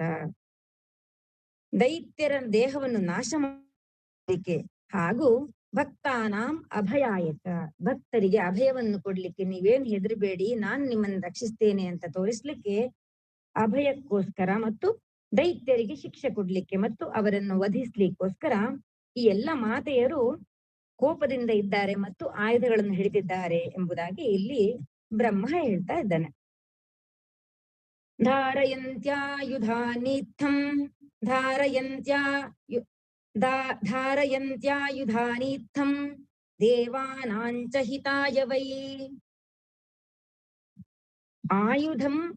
ಆಯುಧಗಳನ್ನೆಲ್ಲ ಧರಿಸಿಕೊಂಡು ದೇವರ ಹಿತಕ್ಕಾಗಿ, ದೇವತೆಗಳ ಹಿತಕ್ಕಾಗಿ ಅಂದ್ರೆ ಸತ್ಪುರುಷರ ಹಿತಕ್ಕಾಗಿ ಇವಳು ಆಯುಧಗಳನ್ನೆಲ್ಲ ಧರಿಸಿದ್ದಾರೆ ಈ ಮಾತೆಯರು ಅಂತ ಮುಂದಿನ ಸಾಲಲ್ಲಿ ಕೂಡ ಹೇಳಿದ್ದಾರೆ. ಮುಂದೆ ಏನ್ ಹೇಳ್ತಾ ಇದ್ರೆ ನೋಡೋಣ. ನಮಸ್ತೇಸ್ತು ಮಹಾರೌದ್ರೇ ಮಹಾಘೋರ ಪರಾಕ್ರಮೇ ಮಹಾಬಲೇ ಮಹೋತ್ಸಾಹೇ ಮಹಾಭಯ ವಿನಾಶಿನಿ. ಮಹಾರೌದ್ರಳು, ನಮಸ್ತೇಸ್ತು ಮಹಾರೌದ್ರೇ ಅಂದ್ರೆ ನಮಃ ತೇ ಅಸ್ತು, ನಮಸ್ಕಾರ, ಅವಳಿಗೆ ನಮಸ್ಕಾರ ಅಂತ ಹೇಳೋದು. ಯಾರಿಗೆ ಅಂತಂದ್ರೆ ಮಹಾರೌದ್ರೇ, ಮಹಾಘೋರ ಪರಾಕ್ರಮೆ, ಮಹಾಘೋರ ಪರಾಕ್ರಮ ಉಳ್ಳವಳವಳು, ಮಹಾರೌದ್ರಳು ಹೌದು, ಮತ್ತು ಮಹಾಬಲ, ಮಹಾಶಕ್ತಿವಂತಳು ಹೌದು, ಮಹೋತ್ಸಾಹೆ, ಮಹಾ ಉತ್ಸಾಹಶೀಲಳು ಹೌದು, ಮಹಾಭಯ ವಿನಾಶಿನಿ, ಮಹಾಭಯವನ್ನು ಕೂಡ ನಾಶ ಮಾಡುವಂತಹ ಶಕ್ತಿ ಉಳ್ಳವಳು ಹೌದು. ಅಂತಹ ದೇವಿಗೆ ನಮಸ್ತೆ ಅಂತ, ನಮಸ್ತೆ ಅಸ್ತು, ಅವಳಿಗೆ ನಮಸ್ಕಾರ ಅಂತ ಹೇಳ್ತಾರೆ. ಮುಂದೆ ತ್ರಾಹಿ ಮಾಂ ದೇವಿ ದುಷ್ಪ್ರೇಕ್ಷ್ಯೆ ಶತ್ರುಣಾಂ ಭಯವರ್ಧಿನಿ ಅಂತ ಹೇಳ್ತಾರೆ. ತ್ರಾಹಿ ಮಾಂ, ಹೇ ದೇವಿ, ತ್ರಾಹಿ ಅಂದ್ರೆ ರಕ್ಷಿಸು, ರಕ್ಷಿಸುವವಳು ಅವಳು. ಹಾಗಾಗಿ ನನ್ನನ್ನು ಕಾಪಾಡು, ಹೇ ಶತ್ರುಗಳ ಭಯವನ್ನು ವರ್ಧಿಸುವಂತಹ ಹೇ ಮಾತಾ ದೇವಿ, ನನ್ನನ್ನು ರಕ್ಷಿಸು, ತ್ರಾಹಿ ಮಾಂ ಅಂತ ಹೇಳ್ತಾರೆ. ಬ್ರಹ್ಮ ಮಾರ್ಕಂಡೇಯನಿಗೆ ಹೇಳುವುದು ಇದು ವಿಷಯ, ತ್ರಾಹಿ ಮಾಂ ಅಂತ ಹೇಳೋದು ಅಂತ ಹೇಳೋದು. ತ್ರಾಹಿ ಮಾಂ ದೇವಿ ದುಷ್ಪ್ರೇಕ್ಷ್ಯೆ ಶತ್ರುಣಾಂ ಭಯವರ್ಧಿನಿ. ನೋಡ್ಲಿಕ್ಕೆ ಸಾಧ್ಯ ಆಗಲ್ಲ ಅವಳನ್ನು, ಅಷ್ಟು ಘೋರವಾಗಿರ್ತಾಳೆ ಭಗವಂತ ತಾಯಿ ಈ ಸಂದರ್ಭದಲ್ಲಿ ಬೇರೆ ಬೇರೆ ರೂಪದಲ್ಲಿ. ಆದ್ರೆ ಯಾಕೆ ಆ ರೂಪವನ್ನು ಹೊಂದಿದ್ದಾಳೆ ಅಂತ ಹೇಳ್ತಾರೆ ಅಂದ್ರೆ, ಶತ್ರುಗಳ ಭಯವನ್ನು ವರ್ಧಿಸ್ಲಿಕ್ಕೋಸ್ಕರ ರೂಪವನ್ನು ಹೊಂದಿರ್ತಾಳೆ. ಅಂತಹ ದೇವಿ, ನೀನ್ ನನ್ನನ್ನು ಕಾಪಾಡು, ತ್ರಾಹಿ ಮಾಂ ಹೇ ದೇವಿ ಅಂತ ಹೇಳ್ತಾರೆ. ಮುಂದಿನ ಶ್ಲೋಕ ನೋಡೋಣ. ಈಗ ನಮ್ಮ ರಕ್ಷಾ ಕವಚ ಬಂತು ನೋಡಿ, ದೇವಿ ಕವಚ. ದೇವಿ ಕವಚ ಅಂದ್ರೆ ಏನು? ಅವಳ ಕವಚ ಅಲ್ಲ, ಅವಳು ನಮ್ಗೆಲ್ಲ ಹಾಕಿದಂತಹ ಒಂದು ಭದ್ರಕೋಟೆ. ಅವಳನ್ನು ಈ ರೀತಿಯಾಗಿ ಸ್ತುತಿಸುವುದರಿಂದ ಅವಳು ನಮ್ಮನ್ನು ಬೇರೆ ಬೇರೆ ಎಲ್ಲ ಯಾವ ರೀತಿಯ ಕಷ್ಟಗಳು ನಮ್ಗೆ ಬರುತ್ತೋ ಅವೆಲ್ಲದರಿಂದ ಅವಳು ರಕ್ಷಣೆ ಕೊಡ್ತಾಳೆ. ಅವಳ ಕವಚ, ಭದ್ರಾ ಕವಚ ನಮ್ಮ ಸುತ್ತ ಇರ್ಲಿ ಅಂತ ಈ ದೇವಿ ಕವಚವನ್ನು ರಚನೆ ಮಾಡಿದ್ದಾರೆ. ಈ ದೇವಿ ಕವಚದಲ್ಲಿ ನಾವೀಗ ನೋಡ್ಲಿಕ್ಕೆ ಹೊರಟಿದ್ದೀವಿ ನೋಡಿ. ಪ್ರಾಚ್ಯಾಂ ರಕ್ಷತು ಮಾಮೈಂದ್ರಿ ಆಗ್ನೇಯಾಂ ಅಗ್ನಿದೇವತಾ. ಪ್ರಾಚ್ಯಾಂ ರಕ್ಷತು ಮಾಂ ಐಂದ್ರಿ, ಆಗ್ನೇಯಾಂ ಅಗ್ನಿದೇವತಾ, ಪ್ರಾಚ್ಯಾಂ ಪೂರ್ವ ದಿಕ್ಕಿನಲ್ಲಿ ಅಂತ ಅರ್ಥ. ಪೂರ್ವ ದಿಕ್ಕಿನಲ್ಲಿ ರಕ್ಷತು ಮಾಂ ಐಂದ್ರಿ, ಐಂದ್ರಿ ಅನ್ನುವಂತಹ ದೇವಿ ರಕ್ಷಿಸಲಿ ಅಂತ, ಅವಳು ನಮ್ಮನ್ನು ರಕ್ಷಿಸಲಿ, ಅವಳು ನಮ್ಮನ್ನು ರಕ್ಷಿಸಲಿ ಅಂತ ನಾವು ಪರೋಕ್ಷವಾಗಿ ಬೇಡ್ಕೊಳ್ಳುವಂತಹ ಶ್ಲೋಕ ಇದು. ಪ್ರಾಚ್ಯಾಂ ರಕ್ಷತಿ, ಪೂರ್ವ ದಿಕ್ಕಿನಲ್ಲಿ ಐಂದ್ರಿ ರಕ್ಷಿಸಲಿ ನನ್ನನ್ನು, ಮಾಂ ಅಂತ.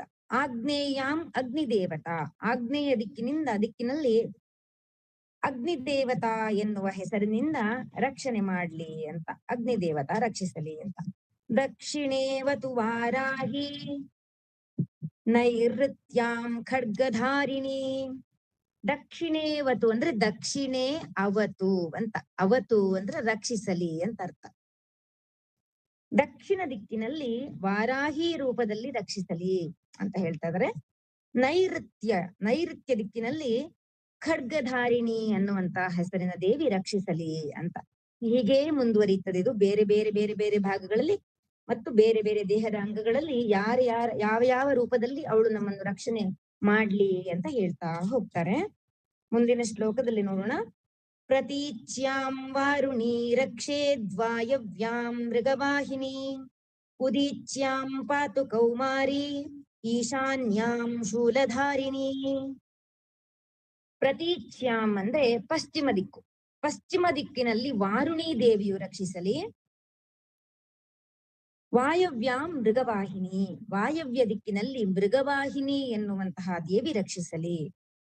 ಉದೀಚ್ಯಾಂ ಪಾತು ಕೌಮಾರಿ, ಪಾತು ಅಂದ್ರೂ ಕೂಡ ರಕ್ಷಿಸಲಿ ಅಂತ, ಅವತು ಅಂದಲ್ಲಿ ಕೂಡ ರಕ್ಷಿಸಲಿ ಅಂತ, ತ್ರಾಹಿ ಅಂದ್ರೆ ಕಾಪಾಡು, ಹೀಗೆ ಬೇರೆ ಬೇರೆ ಹೆಸರುಗಳಂತಿದೆ. ಪಾಹಿ ಅಂದ್ರೆ ಕಾಪಾಡು, ಪಾತು ಅಂದ್ರೆ ರಕ್ಷಿಸಲಿ ಅಂತ. ಉದೀಚ್ಯಾಂ ಪಾತು ಕೌಮಾರಿ, ಕೌಮಾರಿ ಅಂತ ಹೆಸರಿನಲ್ಲಿರುವಂತಹ ದೇವಿ ಉತ್ತರದಲ್ಲಿ ರಕ್ಷಿಸಲಿ. ಈಶಾನ್ಯಾಂ ಶೂಲಧಾರಿಣಿ, ಈಶಾನ್ಯ ದಿಕ್ಕಿನಲ್ಲಿ ಶೂಲಧಾರಿಣಿ ಎನ್ನುವಂತಹ ಹೆಸರಿನ ದೇವಿ ರಕ್ಷಿಸಲಿ ಅಂತ ಹೇಳ್ತಾ ಇದ್ದಾರೆ. ಮುಂದಿನ ಶ್ಲೋಕ ನೋಡೋಣ.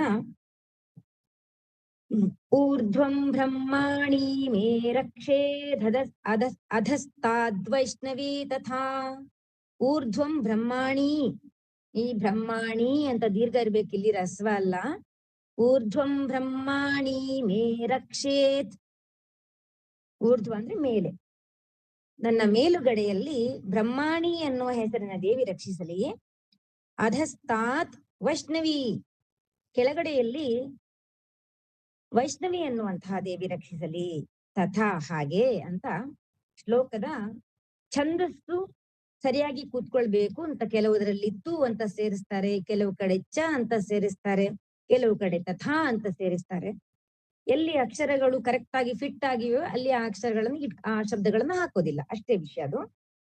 ಊರ್ಧ್ವಂ ಬ್ರಹ್ಮಾಣಿ ಮೇ ರಕ್ಷೇದಧಸ್ತಾದ್ವೈಷ್ಣವಿ ತಥಾ, ಮೇಲ್ಭಾಗದಲ್ಲಿ ಬ್ರಹ್ಮಾಣಿ ರಕ್ಷಿಸಲಿ, ಕೆಳಭಾಗದಲ್ಲಿ ವೈಷ್ಣವಿ ರಕ್ಷಿಸಲಿ. ಏವಂ ದಶ ದಿಶೋ ರಕ್ಷೇ ಚಾಮುಂಡಾ ಶವವಾಹನ. ಏವಂ ಹೀಗೆ 10 ದಿಕ್ಕುಗಳು ನಮ್ಗೆಲ್ಲ ಗೊತ್ತಿದೆ. 10 ದಿಕ್ಕುಗಳಲ್ಲಿ ಈಗ ರಕ್ಷಣೆ ಕೇಳಿ ಆಯಿತು. ದಶ ದಿಶೆಯಲ್ಲಿ ಕೂಡ ರಕ್ಷೇತ್ ಚಾಮುಂಡ ಶವವಾಹನ, ಶವವಾಹನವಲ್ಲಿ ನಾವು ಮೊದಲಿಗೆ ನೋಡಿದ್ವಿ ಪ್ರೇತ ಸಂಸ್ಥಾತು ಚಾಮುಂಡ ಅಂತ ನೋಡಿದ್ವಲ್ಲ, ಅದೇ ಇಲ್ಲಿ ಕೂಡ ಶವವಾಹನವನ್ನ ಹೊಂದಿರುವಂತಹ ಚಾಮುಂಡಿಯು ದಶ ದಿಕ್ಕುಗಳನ್ನು ರಕ್ಷಿಸಲಿ ಅಂತ. ರಕ್ಷೇತ್ ಚಾಮುಂಡ ಅಂತಿದೆ, ರಕ್ಷೇತ್ ಚಾಮುಂಡ ಎರಡು ಶಬ್ದಗಳು ಸೇರಿ ಸಂಧಿಯ ಪ್ರಕಾರ ರಕ್ಷೇತ್ ಚಾಮುಂಡ ಅಂತ ಆಗಿದೆ ಅಷ್ಟೇ. ಈಗ ನಾವು ಬೇರೆ ಬೇರೆ ದೇವಿಯರ ಹೆಸರನ್ನು ಬೇರೆ ಬೇರೆ ದಿಕ್ಕುಗಳನ್ನು ರಕ್ಷಿಸಲಿ ಅಂತ ಮೊದ್ಲಿಗೆ ಹೇಳಿದ್ರು. ಕೊನೆಯಲ್ಲಿ ಒಂದೇ ಸಾಲಲ್ಲಿ ಹೇಳ್ತಾರೆ ಏವಂ ದಶದಿಶೋ ರಕ್ಷೇ ಚಾಮುಂಡ ಶವವಾಹನ ಅಂತ. 10 ದಿಕ್ಕುಗಳನ್ನು ಚಾಮುಂಡಿಯು ರಕ್ಷಿಸಲಿ ಅಂತ ಈ ಶ್ಲೋಕದ ಮೂಲಕ ಮತ್ತೆ ನಮ್ಗೆ ಗೊತ್ತಾಗ್ತಾ ಇದೆ. ಎಷ್ಟು ಹೆಸರಿನಲ್ಲಿ ನಾವು ಕರೆದ್ರು ಕೂಡ ಕೊನೆಗೆ ಇರುವವಳು ಒಬ್ಬಳೆ ಅಥವಾ ಒಬ್ಬನೇ, ಅದೇ ಏಕಂ ಸತ್ ವಿಪ್ರ ಬಹುಧಾ ವದಂತಿ ಅಂತ. ಏಕಂ ಸತ್ ವಿಪ್ರ ಬಹುಧಾ ವದಂತಿ ಅಂತ ಒಂದು ಮಾತಿದೆ. ಏಕಂ ಸತ್, ಸತ್ಯ ಅಂದ್ರೆ ಒಂದೇ ಒಂದು ಬ್ರಹ್ಮ ಅನ್ನೋದು, ಒಂದು ಶಕ್ತಿ ಅನ್ನೋದು ಒಂದೇ ಇರೋದು. ಅದನ್ನ ವಿಪ್ರರು ಅಂದ್ರೆ ಬ್ರಾಹ್ಮಣರು ಅಂತ ವಿಪ್ರ ಅಂದ್ರೆ ಬ್ರಾಹ್ಮಣ ಅಂತ ಸಾಮಾನ್ಯವಾಗಿ ಹೇಳ್ತಾರೆ. ಯಾಕೆ ಅಂದ್ರೆ ಬ್ರಹ್ಮನ ಕುರಿತಾಗಿ ತಿಳಿದವರು ಬ್ರಾಹ್ಮಣರು, ಬ್ರಹ್ಮನ ಕುರಿತಾಗಿ ಆಸಕ್ತಿ ಇದ್ದುಕೊಂಡು ಅದನ್ನು ತಿಳಿಲಿಕ್ಕೆ ಅಂತ ಪ್ರಯತ್ನ ಪಡುವವರು ಕೂಡ ಬ್ರಾಹ್ಮಣರಾಗ್ಲಿಕ್ಕೆ ಪ್ರಯತ್ನ ಪಡುವವರು ಅಂತ ಅರ್ಥ. ಇಲ್ಲಿ ವಿಪ್ರ ಅಂದ್ರೆ ಜ್ಞಾನಿಗಳು ಅಂತ ತಿಳ್ಕೊಳ್ಬಹುದು.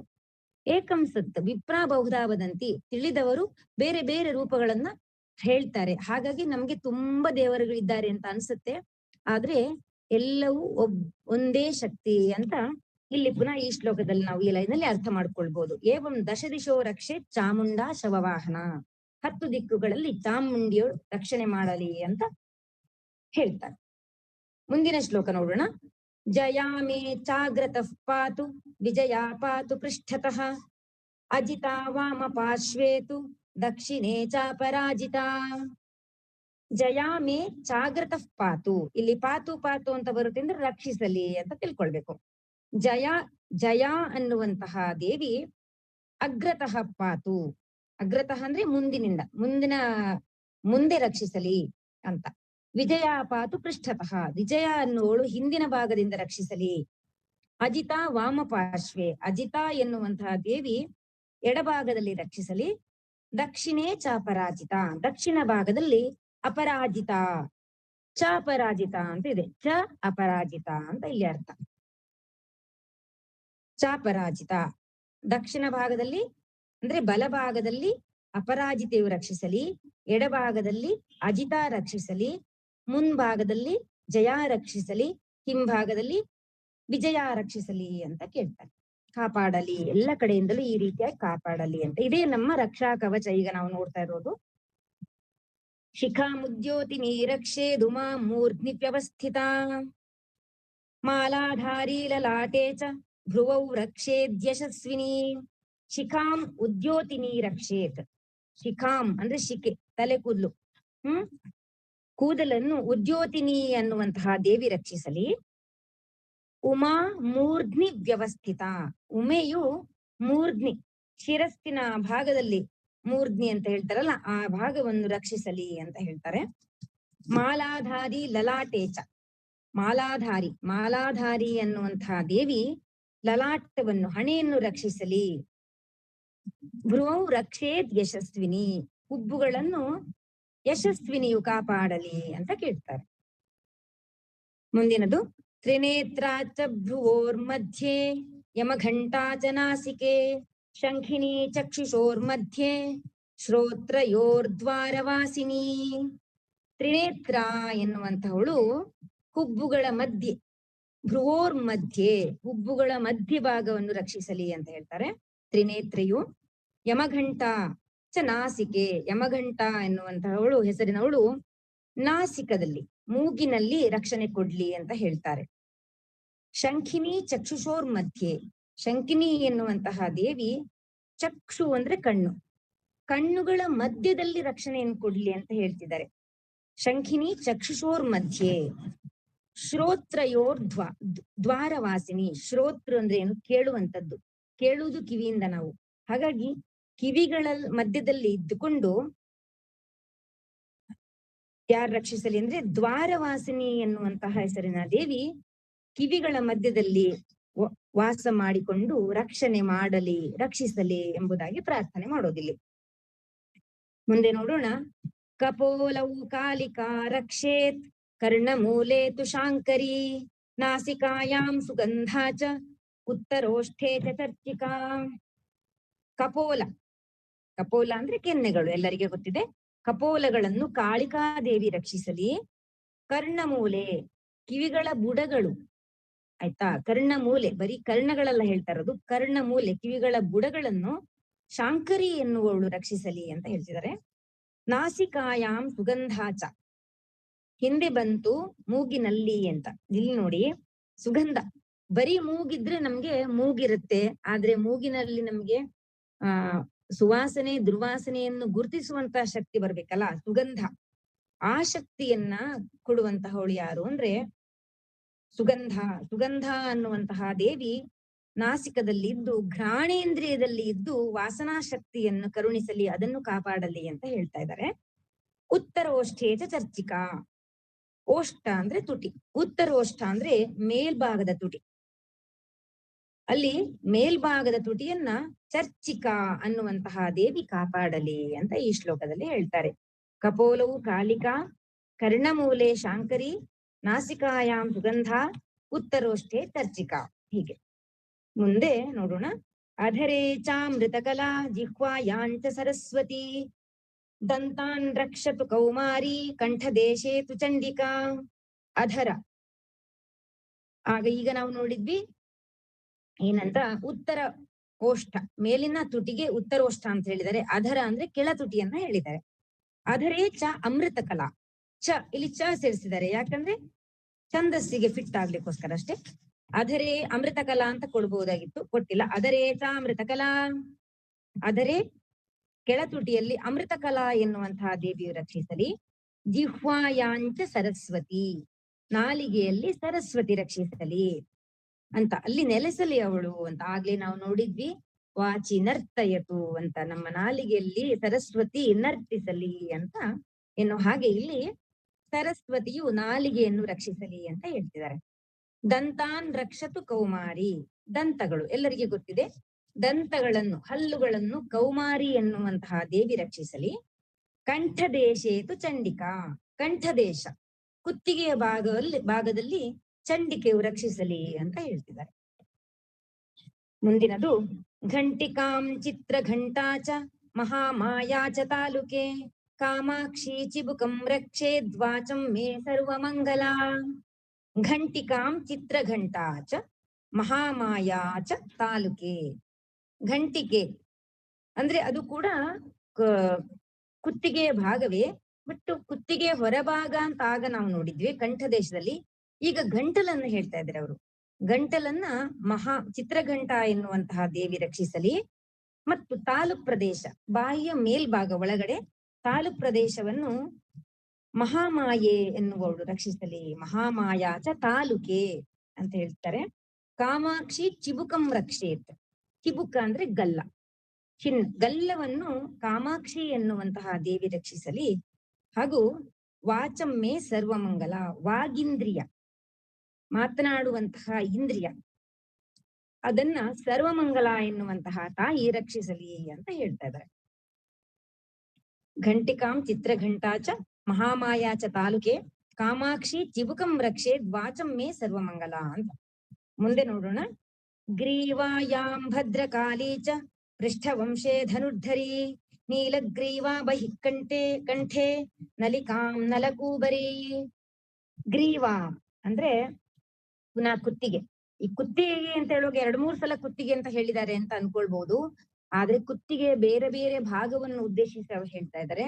ಹಾಗಾಗಿ ಗ್ರೀವಾಯಾಮ್ ಭದ್ರಕಾಲಿ, ಕತ್ತಿನಲ್ಲಿ ಭದ್ರಕಾಳಿ ರಕ್ಷಿಸಲಿ. ಪೃಷ್ಠ ಭಾಗದಲ್ಲಿ ಧನುರ್ಧರಿ ರಕ್ಷಿಸಲಿ. ಹಿಂದಿನ ಪೃಷ್ಠಭಾಗ ಅಂದ್ರೆ ಗೊತ್ತಿದೆ ಎಲ್ಲರಿಗೂ, ಪೃಷ್ಠಭಾಗವನ್ನು ಧನುರ್ಧರಿಯು ರಕ್ಷಿಸಲಿ. ನೀಲಗ್ರೀವ ಬಹಿಕಂಠೆ, ನೀಲಗ್ರೀವೆ ಎನ್ನುವಂತಹ ದೇವಿ ಕಂಠನಾಳಗಳಲ್ಲಿ ರಕ್ಷಿಸಲಿ ಅಂತ ಹೇಳ್ತಿದ್ದಾರೆ. ಅಲ್ಲ, ಹೊರಕತ್ತಿನಲ್ಲಿ ನೀಲಗ್ರೀವ, ಬಹಿಕಂಠೆ ಕತ್ತಿನ ಹೊರಭಾಗದಲ್ಲಿ ನೀಲಗ್ರೀವ ಅಂತದ್ದೇ ಅನ್ನುವಂತಹ ದೇವಿ ರಕ್ಷಿಸಲಿ. ಮತ್ತು ನಲಿಕಾಂ ನಲಕೂಬರಿ, ನಲಿಕಾ ಅಂದ್ರೆ ಗೊತ್ತು ನಮ್ಗೆಲ್ಲ, ಒಂದು ಪೈಪ್ ತರ ಇರೋದನ್ನ ನಲಿಕಾ ಅಂತ ನಾವ್ ಹೇಳ್ತೀವಿ, ನಲ. ಹಾಗೆ ಕಂಠನಾಳಗಳನ್ನು ನಲಕೂಬರಿ ಅನ್ನುವಂತಹ ದೇವಿ ರಕ್ಷಿಸಲಿ ಅಂತ ಹೇಳ್ತಾ ಇದ್ದಾರೆ. ಕತ್ತಿನಲ್ಲಿ ಭದ್ರಕಾಳಿ, ಪೃಷ್ಠಭಾಗದಲ್ಲಿ ಧನುರ್ಧರಿ, ಕಂಠದ ಹೊರಭಾಗದಲ್ಲಿ ಹೊರಕತ್ತಿನಲ್ಲಿ ನೀಲಗ್ರೀವ, ಕಂಠನಾಳಗಳಲ್ಲಿ ನಲಕೂಬರಿ ಎನ್ನುವಂತಹವಳು ರಕ್ಷಿಸಲಿ ಅಂತ ಹೇಳ್ತಾರೆ. ಮುಂದೆ ನೋಡೋಣ. ಕಂಧಯೋ ಖಡ್ಗಿನಿ ರಕ್ಷೇದ್ ಬಾಹು ಮೇ ವಜ್ರಧಾರಿಣಿ ಹಸ್ತಯೋರ್ದಂಡಿನಿ ರಕ್ಷೇದಂಬಿಕಾ ಚಾಂಗುಲೀಸ್ತಥಾ. ಸ್ಕಂಧ, ಖಡ್ಗಿನಿ ಎನ್ನುವವಳು, ಸ್ಕಂಧ ಅಂದ್ರೆ ಹೆಗಲು, ಹೆಗಲುಗಳನ್ನ ಖಡ್ಗಿನಿ ರಕ್ಷಿಸಲಿ. ಸ್ಕಂದಯೋಹು ಅಂತ ಕೊಟ್ಟಿದ್ದಾರೆ, ಯಾಕಂದ್ರೆ ಹೆಗಲು 2 ಇದೆ, ಆದಾಗೆ ಅದು ದ್ವಿವಚನ. ಸ್ಕಂದ ಅಂತ ಮಾತ್ರ ಕೊಟ್ಟಿಲ್ಲ, ಸ್ಕಂದಯೋಹು, 2 ಹೆಗಲುಗಳಲ್ಲಿ ಖಡ್ಗಿನಿ ಎನ್ನುವಂತಹ ದೇವಿ ರಕ್ಷಿಸಲಿ. ಬಾಹುಮೇ ವಜ್ರಧಾರಿಣಿ, ಬಾಹು ಇದು ಕೂಡ ಅಷ್ಟೇ, 2 ಬಾಹುಗಳು, ಬಾಹುಗಳಲ್ಲಿ ವಜ್ರಧಾರಿಣಿಯನ್ನು ರಕ್ಷಣೆ ಮಾಡ್ಲಿ, ವಜ್ರಧಾರಿಣಿ ಎನ್ನುವಂತಹ ದೇವಿ ರಕ್ಷಣೆ ಮಾಡ್ಲಿ. ಮತ್ತು ಹಸ್ತಯೋರ್ ದಂಡಿನಿ ರಕ್ಷೆ, ಹಸ್ತಗಳನ್ನು ದಂಡಿನಿ ಎನ್ನುವವಳು ರಕ್ಷಣೆ ಮಾಡ್ಲಿ. ಮತ್ತು ಅಂಬಿಕಾ ಚಾಂಗುಲಿ ತಥಾ, ಅಂಗುಲಿ ಅಂದ್ರೆ ಬೆರಳುಗಳು, ಬೆರಳುಗಳನ್ನು ಅಂಬಿಕಾ ಎನ್ನುವಂತಹ ದೇವಿ ರಕ್ಷಣೆ ಮಾಡ್ಲಿ ಅಂತ. ಒಟ್ಟಿಗೆ ಕೈ ಭಾಗವನ್ನು ಪೂರ್ತಿ ಹೇಳಿದ್ದಾರೆ ಇಲ್ಲಿ. ಹೆಗಲುಗಳನ್ನು ಖಡ್ಗಿನಿಯೂ, ಬಾಹುಗಳನ್ನು ವಜ್ರಧಾರಿಣಿಯು, ಹಸ್ತಗಳನ್ನು ದಂಡಿನಿಯು, ಅಂಗುಲಿ ಬೆರಳುಗಳನ್ನು ಅಂಬಿಕೆಯು ರಕ್ಷಣೆ ಮಾಡ್ಲಿ ಅಂತ ಹೇಳ್ತಿದ್ದಾರೆ. ನಖಾಂಚೂಲೇಶ್ವರಿ ರಕ್ಷೇತ್ ಕುಕ್ಷೌ ರಕ್ಷೇತ್ ಕುಲೇಶ್ವರಿ, ಸ್ತನೌ ರಕ್ಷೇನ್ ಮಹಾದೇವಿ ಮನಃಶೋಕ ವಿನಾಶಿನಿ. ನಖಾನ್ ಶೂಲೇಶ್ವರಿ ಇದು ನಖಾನ್ ಚೂಲೇಶ್ವರಿ ಅಂತ ಇದೆ ಅಂದ್ರೆ ಇದು ಗ್ರಾಮರ್ ಪಾರ್ಟ್ ಆಗಿದೆ. ನಖಾನ್ ಶೂಲೇಶ್ವರಿ ಅಂತ ಇರೋದು. ನಖಗಳನ್ನು ಉಗುರುಗಳನ್ನು ಶೂಲೇಶ್ವರಿ ಎನ್ನುವಂತಹ ದೇವಿ ರಕ್ಷಿಸಲಿ ಅಂತ. ಸಂಧಿಯ ಕಾರಣದಿಂದಾಗಿ ಇದು ನಖಾಂಚೂಲೇಶ್ವರಿ ಆಗಿದೆ. ಹಾಗಾಗಿ ನಖಾನ್ ಶೂಲೇಶ್ವರಿ ರಕ್ಷಿಸಲಿ. ಕುಕ್ಷೌ ರಕ್ಷೇತ್ ಕುಲೇಶ್ವರಿ. ಕುಕ್ಷಿ ಅಂದ್ರೆ ಹೊಟ್ಟೆ ಭಾಗವನ್ನ ಕುಲೇಶ್ವರಿ ಎನ್ನುವಂಥವಳು ರಕ್ಷಣೆ ಮಾಡ್ಲಿ ಅಂತ ಹೇಳ್ತಾರೆ. ಸ್ತನೌ ರಕ್ಷೇನ್ ಮಹಾದೇವಿ. ಸ್ತನಗಳನ್ನು ಮಹಾದೇವಿಯು ರಕ್ಷಣೆ ಮಾಡಲಿ. ಸ್ತನ ಅಂದ ತಕ್ಷಣ ಸ್ತ್ರೀ ಪುರುಷ ಅಂತ ಬರೋದಿಲ್ಲ, ಆ ಭಾಗವನ್ನು ಉದ್ದೇಶಿಸಿ ಇಲ್ಲಿ ಮಾತನಾಡುವುದಷ್ಟೇ. ಸ್ತನ ಭಾಗವನ್ನು ಮಹಾದೇವಿಯು ರಕ್ಷಣೆ ಮಾಡ್ಲಿ. ಮತ್ತು ಮನಃಶೋಕ ವಿನಾಶಿನಿ. ಮನಸ್ಸನ್ನು ಶೋಕ ವಿನಾಶಿನಿ ಎನ್ನುವಂತಹ ದೇವಿಯು ಶೋಕ ವಿನಾಶಿಯು ಮನಸ್ಸನ್ನು ರಕ್ಷಿಸಲಿ. ಯಾಕಂದ್ರೆ ಶೋಕ ಬರುವುದು ಮನಸ್ಸಿಂದಲೇ ನಮ್ಗೆ. ಹಾಗಂದ್ರೆ ಮನಸ್ಸನ್ನು ಅವಳು ರಕ್ಷಿಸಿದಾಗ ಶೋಕ ವಿನಾಶ ಆಗುತ್ತೆ. ಹಾಗಾಗಿ ಅವಳಿಗೆ ಶೋಕ ವಿನಾಶಿನಿ ಅಂತಾನೆ ಕರೆದಿದ್ದಾರೆ ಇಲ್ಲಿ. ಮನಸ್ಸನ್ನು ಅವಳು ರಕ್ಷಿಸಲಿ ಅಂತ. ಉಗುರುಗಳನ್ನು ಶೂಲೇಶ್ವರಿ, ಹೊಟ್ಟೆಯನ್ನು ಕುಲೇಶ್ವರಿ, ಸ್ತನಗಳನ್ನು ಮಹಾದೇವಿ, ಮನಸ್ಸನ್ನು ಶೋಕ ವಿನಾಶಿನಿಯು ರಕ್ಷಿಸಲಿ ಅಂತ ಕೇಳಿದ್ದಾರೆ. ಹೃದಯೇ ಲಲಿತಾ ದೇವಿ ಉದರೇ ಶೂಲಧಾರಿಣಿ, ನಾಭೌ ಚ ಕಾಮಿನಿ ರಕ್ಷೇತ್ ಗುಹ್ಯಂ ಗುಹ್ಯೇಶ್ವರಿ ತಥಾ. ಹೃದಯೇ ಲಲಿತಾದೇವಿ. ಹೃದಯದಲ್ಲಿ ಲಲಿತಾದೇವಿಯು ನೆಲೆಸಲಿ ಅಂತ ಅರ್ಥ. ರಕ್ಷಿಸಲಿ ಅಂದ್ರೆ ಹೃದಯದಲ್ಲಿ ಇದ್ದುಕೊಂಡು ಅವಳು ನಮ್ಮನ್ನು ರಕ್ಷಿಸ್ಲಿ. ಉದರೇ ಶೂಲಧಾರಿಣಿ. ಹೊಟ್ಟೆಯಲ್ಲಿ ಶೂಲಧಾರಿಣಿ ಎನ್ನುವಂತಹ ತಾಯಿ ರಕ್ಷಿಸ್ಲಿ ಅಂತ ಹೇಳ್ತಾರೆ. ನಾಭೌ ಚ ಕಾಮಿನಿ ರಕ್ಷೇದ್. ನಾಭೌ ನಾಭಿಯಲ್ಲಿ, ನಾಭಿ ಎನ್ನುವ ಶಬ್ದದ ನಾಭೌ ನಾಭಿಯಲ್ಲಿ ಇದ್ದುಕೊಂಡು ಕಾಮಿನಿಯು ರಕ್ಷಿಸಲಿ. ಗುಹ್ಯಂ ಗುಹ್ಯೇಶ್ವರಿ ತಥಾ.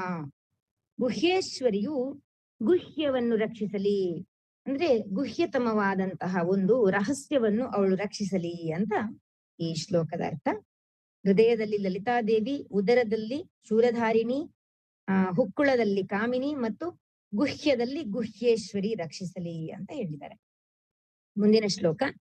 ಪೂತನಾ ಕಾಮಿಕಾ ಮೇಢ್ರಂ ಗುದೇ ಮಹಿಷವಾಹಿನಿ, ಕಟ್ಯಾಂ ಭಗವತಿ ರಕ್ಷೇ ಜಾನುನಿ ವಿಂಧ್ಯವಾಸಿನಿ. ಪೂತನಾ ಎನ್ನುವಂತಹವಳು ಮತ್ತು ಕಾಮಿಕಾ ದೇವಿಯು ಜನನೇಂದ್ರಿಯವನ್ನು, ಪೂತನಾ ಮೇಢ್ರಂ, ಮೇಢ್ರಂ ಅಂದ್ರೆ ಜನನೇಂದ್ರಿಯ, ಕಾಮಿಕಾ ಎನ್ನುವವಳು ಜನನೇಂದ್ರಿಯನ್ನು ರಕ್ಷಣೆ ಮಾಡ್ಲಿ ಅಂತ ಹೇಳ್ತಿದ್ದಾರೆ. ಮತ್ತು ಮಹಿಷವಾಹಿನಿ ಎನ್ನುವಂತಹವಳು ಗುದಭಾಗವನ್ನು ರಕ್ಷಣೆ ಮಾಡ್ಲಿ. ಗುದಭಾಗ ಅಂದ್ರೆ ಗೊತ್ತಲ್ಲ ನಮ್ಗೆಲ್ಲೂ, ನಾವು ಬೇಡದಿರುವುದನ್ನು ವಿಸರ್ಜನೆ ಮಾಡುವಂತಹ ಮಲ ವಿಸರ್ಜನೆ ಎಲ್ಲ ಮಾಡ್ತೀವಿ, ಆ ಭಾಗಕ್ಕೆ ಗುದಭಾಗ ಅಂತ ಹೇಳ್ತಾರೆ. ಆ ಭಾಗವನ್ನು ಮಹಿಷವಾಹಿನಿಯು ರಕ್ಷಣೆ ಮಾಡ್ಲಿ ಅಂತ ಹೇಳ್ತಾ ಇದ್ದಾರೆ. ಜನನೇಂದ್ರಿಯವನ್ನು ಕಾಮಿಕೆಯು ಮತ್ತು ಗುದಭಾಗವನ್ನು ಭಗವತಿಯು ರಕ್ಷಣೆ ಮಾಡ್ಲಿ ಅಂತ, ಮಹಿಷವಾಹಿನಿಯು ರಕ್ಷಣೆ ಮಾಡ್ಲಿ ಅಂತ ಹೇಳ್ತಿದ್ದಾರೆ. ನಂತರ ಕಟ್ಯಾಂ ಭಗವತಿ ರಕ್ಷೇತ್. ಕಟಿ ಅಂದ್ರೆ ಸೊಂಟ ಭಾಗವನ್ನು ಭಗವತಿ ಎನ್ನುವವಳು ರಕ್ಷಣೆ ಮಾಡ್ಲಿ. ಜಾನುನಿ ವಿಂಧ್ಯವಾಸಿನಿ. ಜಾನು ಅಂದ್ರೆ ಮೊಣಕಾಲುಗಳು, ಮೊಣಕಾಲುಗಳನ್ನು ವಿಂಧ್ಯವಾಸಿನಿ ಎನ್ನುವಂತಹವಳು ರಕ್ಷಣೆ ಮಾಡ್ಲಿ ಅಂತ ಹೇಳ್ತಿದ್ದಾರೆ. ಪೂತನೆಯಾದ ಕಾಮಿಕಾದೇವಿಯು ಜನನೇಂದ್ರಿಯವನ್ನು, ಮಹಿಷವಾಹಿನಿಯು ಗುದಭಾಗವನ್ನು, ಭಗವತಿಯು ಸೊಂಟವನ್ನು, ವಿಂಧ್ಯವಾಸಿನಿಯು ಕಾಲುಗಳನ್ನು ರಕ್ಷಿಸಲಿ ಅಂತ ಹೇಳ್ತಿದ್ದಾರೆ. ಮುಂದೆ ಜಂಘೆ ಮಹಾಬಲ ರಕ್ಷೇತ್ ಸರ್ವಕಾಮ ಪ್ರದಾಯಿನಿ, ಗುಲ್ಫಯೋರ್ನಾರಸಿಂಹೀ ಚ ಪಾದ ಪೃಷ್ಠೇತು ತೈಜಸಿ. ಜಂಘ ಅಂದ್ರೆ ಎಲ್ಲರಿಗೂ ಗೊತ್ತು, ತೊಡೆ ಭಾಗಕ್ಕೆ ಜಂಘ ಅಂತ ಹೇಳ್ತಾರೆ. ಜಂಘವನ್ನು ಮಹಾಬಲ ರಕ್ಷಿಸಲಿ ಅಂತ ಹೇಳ್ತಾರೆ. ಮತ್ತು ಸರ್ವ ಕಾಮಪ್ರದಾಯಿನಿ, ಸರ್ವ ಕಾಮಗಳನ್ನು ಕೊಡುವಂತಹ ಮಹಾಬಲೆ ಇದ್ದಾಳಲ್ಲ, ಅವಳು ಜಂಘವನ್ನು ರಕ್ಷಿಸಲಿ, ಜಂಘಾ ಭಾಗಗಳನ್ನು ರಕ್ಷಿಸಲಿ ಅಂತ ಹೇಳ್ತಾರೆ. ಜಂಘಗಳಲ್ಲಿ ರಕ್ಷಣೆಯನ್ನು ನೀಡ್ಲಿ ಅಂತ. ಜಂಘೆ ಮಹಾಬಲ ರಕ್ಷೇತ್. ಮಹಾಬಲ ಅಂತ ದೀರ್ಘ ಇರೋದ್ರಿಂದ ಅವಳು ದೇವಿ ಅಂತ ಅರ್ಥ.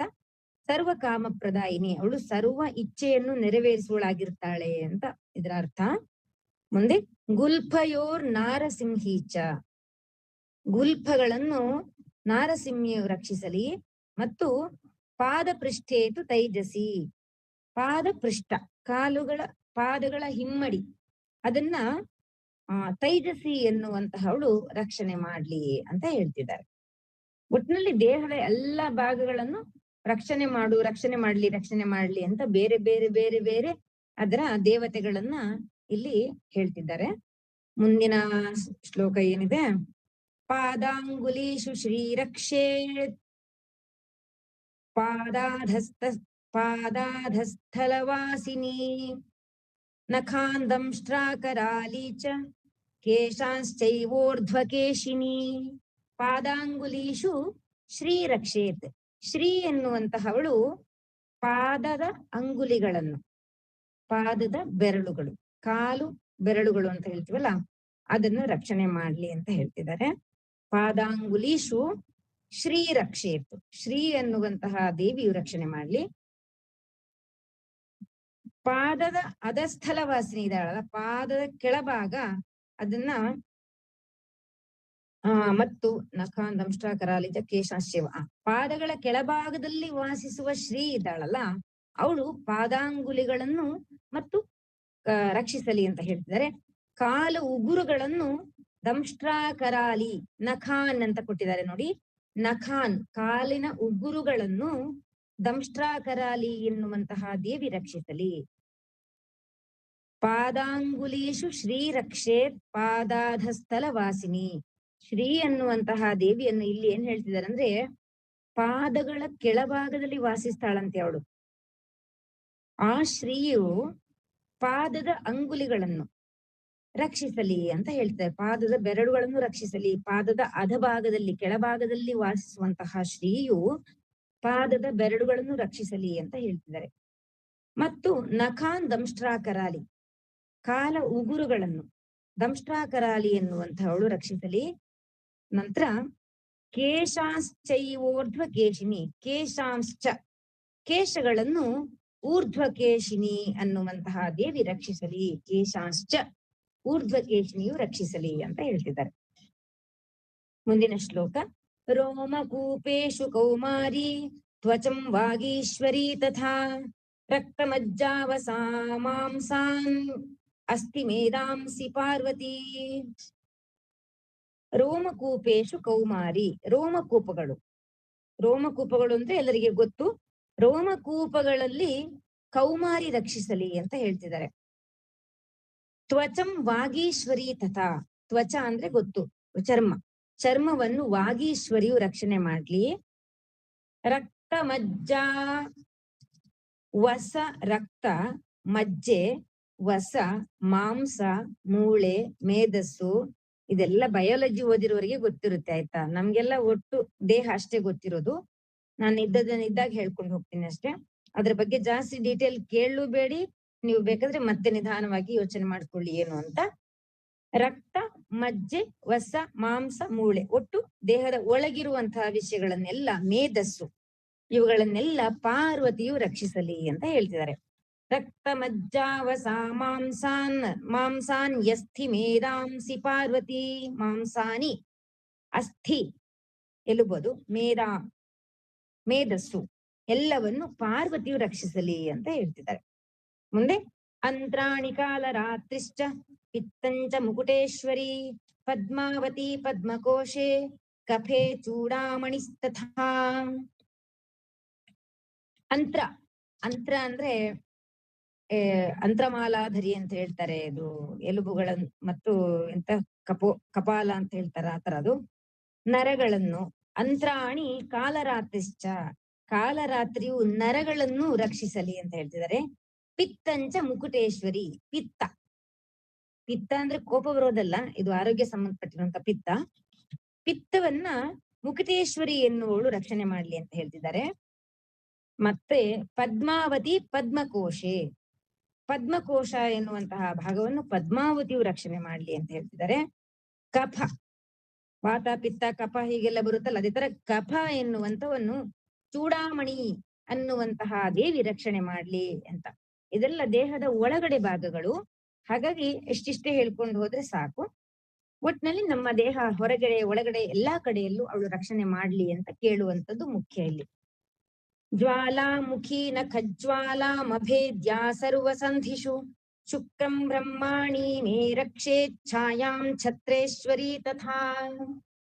ಜ್ವಾಲಾಮುಖಿಯು ನಖಜ್ವಾಲ, ಉಗುರುಗಳಲ್ಲಿ ಒಂದು ಕಾಂತಿ ಅಂತ ಇರ್ಬೇಕು. ಇಲ್ಲಾಂದ್ರೆ ಯಾವುದು ರಕ್ತ ಕಡಿಮೆ ಆದ್ರೆ ಉಗುರು ಬಿಳಿಸ್ಕೊಳ್ಳುತ್ತೆ ಹೀಗೆ, ಅಥವಾ ಉಗುರುಗಳಲ್ಲಿ ಏನಾದ್ರೂ ರೋಗಗಳು ಬರುತ್ತೆ, ಹೀಗೆಲ್ಲ ಆಗುತ್ತೆ. ಉಗುರುಗಳಲ್ಲಿ ಇರುವಂತಹ ಕಾಂತಿಯನ್ನ ರಕ್ಷಣೆ ಮಾಡುವುದು ಯಾರು ಅಂತ ಹೇಳ್ತಾರೆ ಅಂದ್ರೆ ಜ್ವಾಲಾಮುಖಿ ಅಂತ ಹೇಳ್ತಾ ಇದ್ದಾರೆ. ಉಗುರುಗಳ ಕಾಂತಿಯನ್ನು ಜ್ವಾಲಾಮುಖಿ ರಕ್ಷಣೆ ಮಾಡ್ಲಿ. ಅಭೇದ್ಯ, ಸಂಧಿ ಸರ್ವ ಸಂಧಿಗಳಲ್ಲಿ ನಖಜ್ವಾಲ, ಜ್ವಾಲಾಮುಖಿ ಉಗುರುಗಳ ಕಾಂತಿಯನ್ನು ಮತ್ತು ಸರ್ವ ಸಂಧಿಗಳಲ್ಲಿ ಅವಳು ರಕ್ಷಣೆ ಮಾಡ್ಲಿ ಅಂತ ಹೇಳ್ತಾ ಇದ್ರೆ. ಮುಂದೆ ಹೇಳ್ತಾರೆ ಶುಕ್ರಂ ಬ್ರಹ್ಮಾಣಿ ಮೇ ರಕ್ಷೇತ್. ಶುಕ್ರಂ ಬ್ರಹ್ಮಾಣಿ, ಬ್ರಹ್ಮಾಣಿಯು ಎಲ್ಲ ಕೀಲುಗಳಲ್ಲೂ, ಸಂಧಿಗಳಲ್ಲೂ ಕೀಲುಗಳಲ್ಲಿ ಇರುವಂತಹ ವಿಷಯಗಳನ್ನೆಲ್ಲ ಬ್ರಹ್ಮಾಣಿ ರಕ್ಷಣೆ ಮಾಡ್ಲಿ ಅಂತ ಹೇಳ್ತಿದ್ದಾರೆ. ಮುಂದೆ ಛಾಯಾಂ ಛತ್ರೇಶ್ವರಿ ತಥಾ. ಛಾಯಾ ಅಂದ್ರೆ ಇಲ್ಲಿ ಏನು ಕುಡಿಯುವ ಛಾಯನೂ ಅಲ್ಲ, ನೆರಳು ಅಲ್ಲ, ಇಲ್ಲಿ ವೀರ್ಯ ಅಂತ ಅರ್ಥ ಕೊಟ್ಟಿದ್ದಾರೆ ಆಯ್ತಾ. ವೀರ್ಯವನ್ನು ಛತ್ರೇಶ್ವರಿ ಎನ್ನುವಂತಹ ದೇವಿಯು ರಕ್ಷಣೆ ಮಾಡ್ಲಿ ಅಂತ. ಒಂದು ಶಬ್ದಕ್ಕೆ ನಾವು ಒಂದೇ ಅರ್ಥ ಅಂತ ಅಂದ್ಕೊಳ್ಬಾರ್ದು ದಯವಿಟ್ಟು. ಇಲ್ಲಿ ಛತ್ರೇಶ್ವರಿ ಎನ್ನುವಂತಹ ದೇವಿ ವೀರ್ಯವನ್ನು ರಕ್ಷಣೆ ಮಾಡ್ಲಿ ಅಂತ ಅರ್ಥ ಬಂದಿದೆ. ಸಮಯ ಇನ್ನೊಂದು ಸ್ವಲ್ಪ ಹೊತ್ತು ಬೇಕಾಗತ್ತೆ, ಮುಂದುವರ್ಸೋದಾ? ಓಕೆ ಅಕ್ಕ.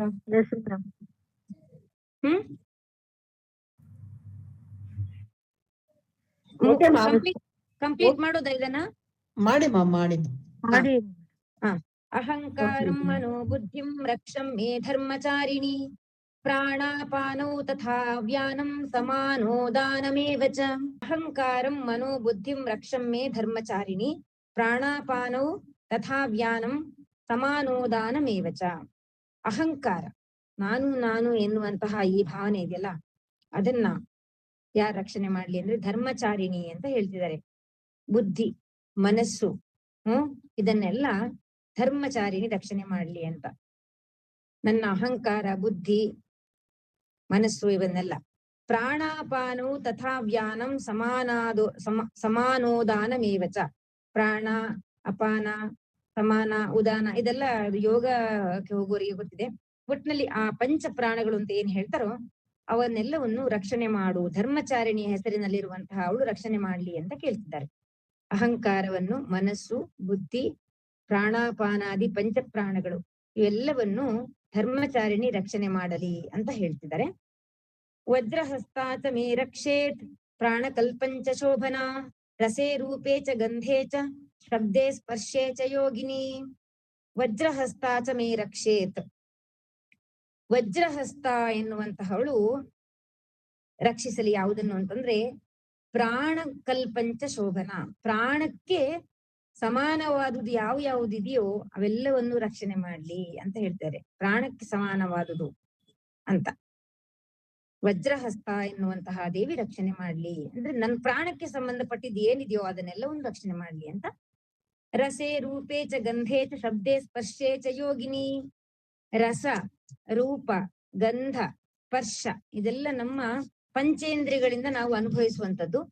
ಈ ಎಲ್ಲಗಳನ್ನು ಇಂದ್ರಿಯಗಳನ್ನೆಲ್ಲ ಅವಳು ಯಾರು ಯೋಗಿನಿ ಅನ್ನುವಂತಹ ದೇವಿ ರಕ್ಷಣೆ ಮಾಡ್ಲಿ ಅಂತ ಹೇಳ್ತಿದ್ದಾರೆ. ರಸೆ ರೂಪೇ ಚ ಗಂಧೇ ಚ ಶಬ್ದೇ ಸ್ಪರ್ಶೇ ಚ ಯೋಗಿನಿ ಅಂತ. ಸತ್ವಂ ರಜಸ್ತಮಶ್ಚೈವ ರಕ್ಷೇ ನಾರಾಯಣೀ ಸದಾ ಆಯು ರಕ್ಷತು ವಾರಾಹಿ, ಧರ್ಮಂ ರಕ್ಷತು ವೈಷ್ಣವಿ. ಸತ್ವ, ರಜ, ತಮ ಅನ್ನೋದು ನಮ್ಗೆಲ್ಲ ಗೊತ್ತಿದೆ. ಆ ಸಾತ್ವಿಕ, ರಾಜಸ, ತಾಮಸ ಅಂತ 3 ಗುಣಗಳು. ಆ 3 ಗುಣಗಳನ್ನು ನಾರಾಯಣಿ ರಕ್ಷಿಸಲಿ ಅಂತ ಹೇಳ್ತಿದ್ದಾರೆ. ಸತ್ವಂ ರಜಸ್ತಮಶ್ಚೈವ ರಕ್ಷೆ ನಾರಾಯಣಿ ಸದಾ, ಯಾವಾಗ್ಲೂ ರಕ್ಷಿಸಲಿ ಅಂತ ಹೇಳ್ತಾರೆ. ಏನ್ ಹಾಗಂದ್ರೆ ಸತ್ವಗುಣ ಎಷ್ಟು ಬೇಕು ಅಷ್ಟಿರ್ಬೇಕು, ರಜಸ್ಸು ಗುಣ ಎಷ್ಟು ಬೇಕು ಅಷ್ಟಿರ್ಬೇಕು, ತಾಮಸ ಗುಣ ಯಾರಿಗೂ ಇಲ್ಲವೇ ಇಲ್ಲ ಅಂತ ಆಗೋದಿಲ್ಲ. ನಾವು ನಿದ್ರೆ ಮಾಡುವಾಗ ಅದು ತಾಮಸ ಗುಣ ಅಂತ ಕರೆಯಲ್ಪಡ್ತದೆ. ನಿದ್ರೆ ಬೇಕೇ ಬೇಕು ನಮ್ಗೆ, ಅತಿ ಇರಬಾರದು, ಯಾವುದು ಎಷ್ಟು ಬೇಕು ಅಷ್ಟು ಕೊಡ್ಲು ಅಂತ ಅವಳನ್ನು ರಕ್ಷಣೆ ಮಾಡು ಅಂತ ಕೇಳ್ತಾರೆ. ಆಯು ರಕ್ಷತು ವಾರಾಹಿ, ಧರ್ಮಂ ರಕ್ಷತು ವೈಷ್ಣವಿ. ಆಯುಸ್ಸನ್ನು ರಕ್ಷಿಸಲು ವಾರಾಹಿ ಅನ್ನುವ ದೇವಿಯನ್ನು ಪ್ರಾರ್ಥಿಸ್ತಾರೆ. ವಾರಾಹಿಯು ಆಯುಸ್ಸನ್ನು ರಕ್ಷಿಸಲಿ. ವೈಷ್ಣವಿ ಅಂತ ಅನ್ನುವಂತಹ ದೇವಿ ಧರ್ಮವನ್ನು ಕಾಪಾಡಲಿ. ನ್ಯಾಯ ಧರ್ಮದ ರೀತಿಯಲ್ಲಿ ನಡೆಯುವಂತಹ ಒಂದು ಗುಣವನ್ನು ಕೊಡೋದಕ್ಕೋಸ್ಕರ ವೈಷ್ಣವಿಯನ್ನು ಪ್ರಾರ್ಥಿಸ್ತಾ ಇದ್ದಾರೆ. ಯಶ ಕೀರ್ತಿಂಚ ಲಕ್ಷ್ಮೀಂಚ ಧನಂ ವಿದ್ಯಾಂಚ ಚಕ್ರಿಣಿ, ಗೋತ್ರಮಿಂದ್ರಾಣಿ ಮೇ ರಕ್ಷೇತ್ ಪಶೂನ್ ಮೇ ರಕ್ಷ ದಂಡಿಕೆ. ಯಶ ಕೀರ್ತಿಂಚ ಲಕ್ಷ್ಮೀಂಚ, ಯಶಸ್ಸು, ಕೀರ್ತಿ, ಐಶ್ವರ್ಯ ಇವೆಲ್ಲವೂ ಬೇಕು ಮನುಷ್ಯನಿಗೆ. ಹಾಗಾಗಿ ಇವೆಲ್ಲವನ್ನು ಚಕ್ರಿಣಿ ಎನ್ನುವವಳು ರಕ್ಷಣೆ ಮಾಡ್ಲಿ ಅಂತ ಹೇಳ್ತಿದ್ದಾರೆ. ಗೋತ್ರಮಿಂದ್ರಾಣಿ ಮೇ ರಕ್ಷೇತ್ ಪಶೂನ್ ಮೇ ರಕ್ಷ ಚಂಡಿಕೆ. ಗೋತ್ರ ಅಂದ್ರೆ ಇಲ್ಲಿ ಏನು ಗೌತಮ ಭಾರದ್ವಾಜ ಆತರ ಅಲ್ಲ, ನಮ್ಮ ಒಂದು ಕುಲ ಅಂತ ಏನೇ ಹೇಳ್ತೀವಿ ನಾವು, ವಂಶ ಅಂತ ಏನ್ ಹೇಳ್ತೀವಿ, ಆ ವಂಶಕ್ಕೆ ಗೋತ್ರ ಅಂತ ಇಲ್ಲಿ ಹೇಳೋದು. ಗೋತ್ರಂ ಇಂದ್ರಾಣಿ, ಇಂದ್ರಾಣಿ ಎನ್ನುವವಳು ಗೋತ್ರವನ್ನು ರಕ್ಷಿಸಲಿ, ವಂಶವನ್ನು ರಕ್ಷಿಸಲಿ. ಮತ್ತು ಪಶೂನ್ ಮೇ ರಕ್ಷ ಚಂಡಿಕೆ, ನನ್ನ ಪಶುಗಳನ್ನು ಅಂದ್ರೆ ನಾವು ಪಶು ಪಕ್ಷಿಗಳನ್ನು ಪ್ರಾಣಿಗಳನ್ನು ಅಂತ ಹೇಳಿದ್ರೆ ಅಂತವನ್ನೆಲ್ಲ ರಕ್ಷಿಸು. ಯಾರು ಅಂತಂದ್ರೆ ಚಂಡಿಕೆ, ನೀನು ರಕ್ಷಿಸು ಪಶುಗಳನ್ನು ಅಂತ ಕೇಳ್ತಿದ್ದಾರೆ. ಪಶೂನ್ ಮೇ, ನನ್ನ ಪಶುಗಳನ್ನು ನೀನು ಅವಳು ರಕ್ಷಿಸಲಿ ಅಂತ. ಪುತ್ರಾನ್ ರಕ್ಷೇನ್ ಮಹಾಲಕ್ಷ್ಮೀರ್ ಭಾರ್ಯಾಂ ರಕ್ಷತು ಭೈರವಿ, ಪಂಥಾನಂ ಸುಪಥಾ ರಕ್ಷೇನ್ ಮಾರ್ಗಂ ಕ್ಷೇಮಕರಿ ತಥಾ. ಪುತ್ರಾನ್, ಪುತ್ರರನ್ನು ರಕ್ಷಿಸಲಿ. ನಾವು ಸಾಮಾನ್ಯವಾಗಿ ಹೇಳುವಾಗ ಪುತ್ರ ಅಂದ್ರೆ ಗಂಡು ಅಂತ ಅರ್ಥ ಮಾಡ್ತೀವಿ. ಹಾಗೆ ಇಲ್ಲ, ಹೇಗೆ ಪುರುಷ ಅನ್ನೋದು ಪುರುಷ ಅಂದ್ರೆ ಗಂಡು ಅಂತಾನೆ ಅರ್ಥ ಅಲ್ಲ, ಒಂದು ಜೀವಿ ಅಂತ ಅರ್ಥ ಅಷ್ಟೇ. ಹಾಗೆ ಇಲ್ಲಿ ಪುತ್ರ ಅಂದ್ರೆ ಸಂತಾನ ಅಂತ ಅರ್ಥ. ಸಂತಾನವನ್ನು ರಕ್ಷಿಸಲಿ, ಮಹಾಲಕ್ಷ್ಮಿ ಎನ್ನುವಳು ಪುತ್ರರನ್ನು ರಕ್ಷಿಸಲಿ. ಭಾರ್ಯಾಂ ರಕ್ಷತು ಭೈರವಿ, ಭಾರ್ಯೆಯನ್ನು ಅಂದ್ರೆ ಹೆಂಡತಿಯನ್ನು, ಪತ್ನಿಯನ್ನು ಭೈರವಿ ಎನ್ನುವಂತವಳು ರಕ್ಷಣೆ ಮಾಡ್ಲಿ ಅಂತ. ಇಲ್ಲಿ ಹಾಗಾದ್ರೆ ಪತಿಯನ್ನು ರಕ್ಷಣೆ ಬೇಡವಾ ಅಂತಂದ್ರೆ, ಪತಿ ಇರ್ಲಿ ಪತ್ನಿ ಇರ್ಲಿ, ಪತಿಗೆ ಪತ್ನಿಯನ್ನು ರಕ್ಷಣೆ ಮಾಡು ಅಂತ ಕೇಳೋದು, ಪತ್ನಿ ಪತಿಯನ್ನು ರಕ್ಷಣೆ ಮಾಡಿ ಅಂತ ಕೇಳೋದು ಅಷ್ಟೇ, ಅದು ಪರಸ್ಪರ. ಹೇಗೆ ಪುತ್ರ ಪುತ್ರಿ ಒಂದೇ ತರ ನಾವು ಅನ್ಕೊಳ್ಬೇಕು, ಹಾಗೆ ಪತಿ ಪತ್ನಿಯನ್ನು ಒಂದೇ ತರ ಅನ್ಕೊಳ್ಬೇಕು. ಭೈರವಿಯು ಪತ್ನಿಯನ್ನು ರಕ್ಷಿಸಲಿ ಅಂತ ಇಲ್ಲಿ ಹೇಳ್ತಿದ್ದಾರೆ. ಪಂಥಾನಂ ಸುಪಥಾ ರಕ್ಷೇನ್, ಪಂಥವನ್ನು ಸುಪಥ ಎನ್ನುವಂತಹ ದೇವಿ ರಕ್ಷಿಸಲಿ ಅಂತ ಹೇಳ್ತಿದ್ದಾರೆ. ಕ್ಷೇಮಕರಿ ಮಾರ್ಗಂ ರಕ್ಷತು ಕ್ಷೇಮಕರಿ ಅಂತ. ಮಾರ್ಗವನ್ನು, ಕ್ಷೇಮಕರಿಯು ಮಾರ್ಗದಲ್ಲಿ ಕ್ಷೇಮವನ್ನು ಉಂಟು ಮಾಡಲಿ. ಮಾರ್ಗ ಅಂದ್ರೆ ಏನು, ನಾವು ಸರಳವಾಗಿ ನಾವು ನಡೆಯುವಂತಹ ಒಂದು ದಾರಿ ಅಂತ ತಗೊಳ್ಬಹುದು. ಅದನ್ನ ಕ್ಷೇಮಕರಿ ಎನ್ನುವ ಹೆಸರಿನಂತಹ ದೇವಿ ರಕ್ಷಿಸಲಿ ಅಂತ ಕೇಳ್ತಿದ್ದಾರೆ. ರಾಜದ್ವಾರೆ ಮಹಾಲಕ್ಷ್ಮೀರ್ ವಿಜಯ ಸರ್ವತ ಸ್ಥಿತ.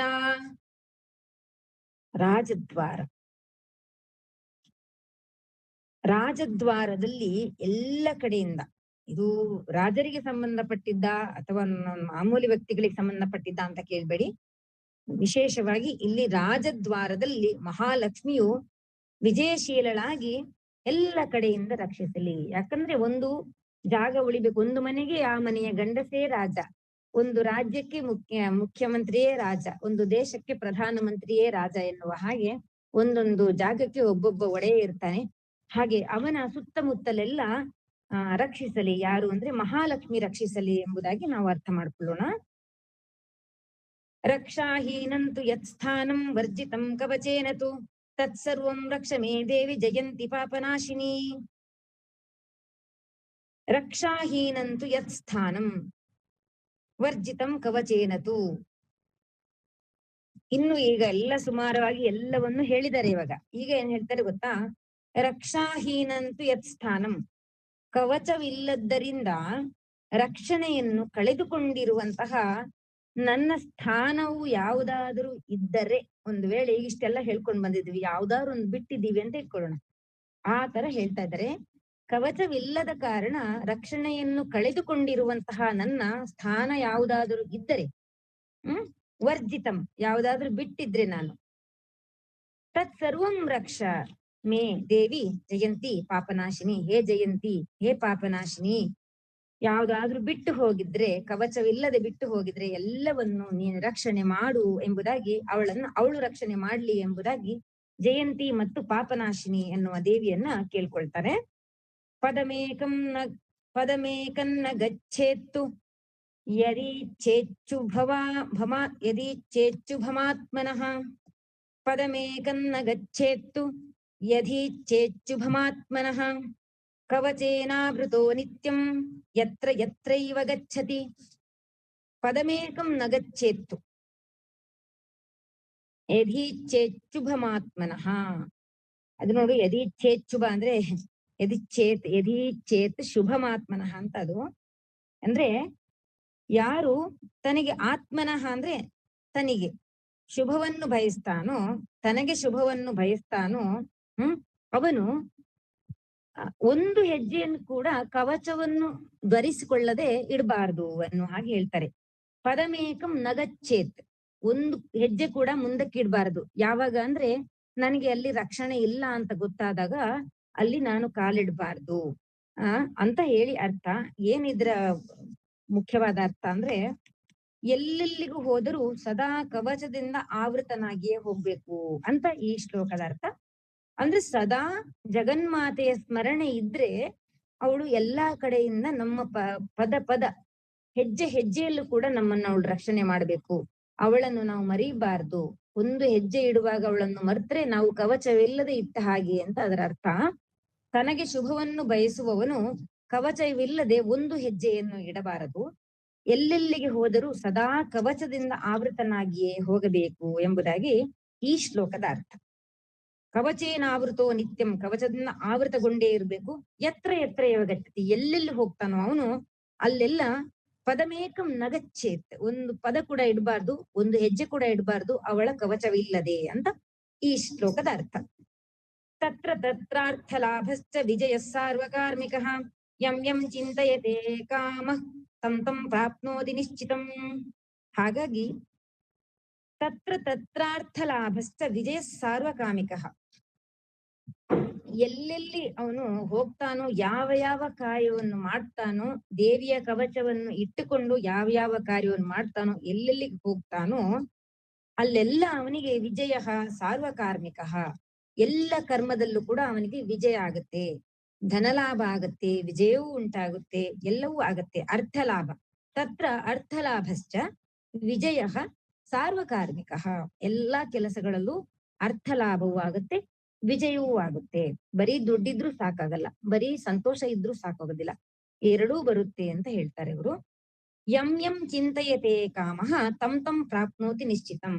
ಯಂ ಯಂ, ಅವನು ಯಾವ ಯಾವ ಕಾಮಗಳನ್ನು, ಕಾಮ ಅಂದ್ರೆ ಅರ್ಥ ಏನು ಅಂತಂದ್ರೆ ಇಚ್ಛೆ ಅಷ್ಟೇ, ಎಲ್ಲಿ ಏನೇನು ಆಸೆಗಳನ್ನು ಅವನು ಇಷ್ಟಪಡ್ತಾನೋ, ತಂ ತಂ ಪ್ರಾಪ್ನೋತಿ, ಅವೆಲ್ಲವನ್ನು ಅವನು ಪಡೀತಾನೆ. ಯಾವನು ಅಂತಂದ್ರೆ, ಯಾವನು ದೇವಿ ಕವಚವನ್ನು ತನಗೆ ಸುತ್ತಿಕೊಂಡು ಯಾವಾಗ್ಲೂ ಎಲ್ಲ ಕಾರ್ಯವನ್ನು ಮಾಡ್ತಾನೋ, ಸದಾ ಮನಸ್ಸಲ್ಲಿ ದೇವಿಯ ನೆನಪಿಟ್ಟುಕೊಂಡೇ ಕೆಲಸವನ್ನು ಮಾಡ್ತಾನೋ, ಅವನಿಗೆ ವಿಜಯ ಮತ್ತು ಧನಲಾಭ ನಿಶ್ಚಿತ ಎಂಬುದಾಗಿ ಹೇಳ್ತಾರೆ.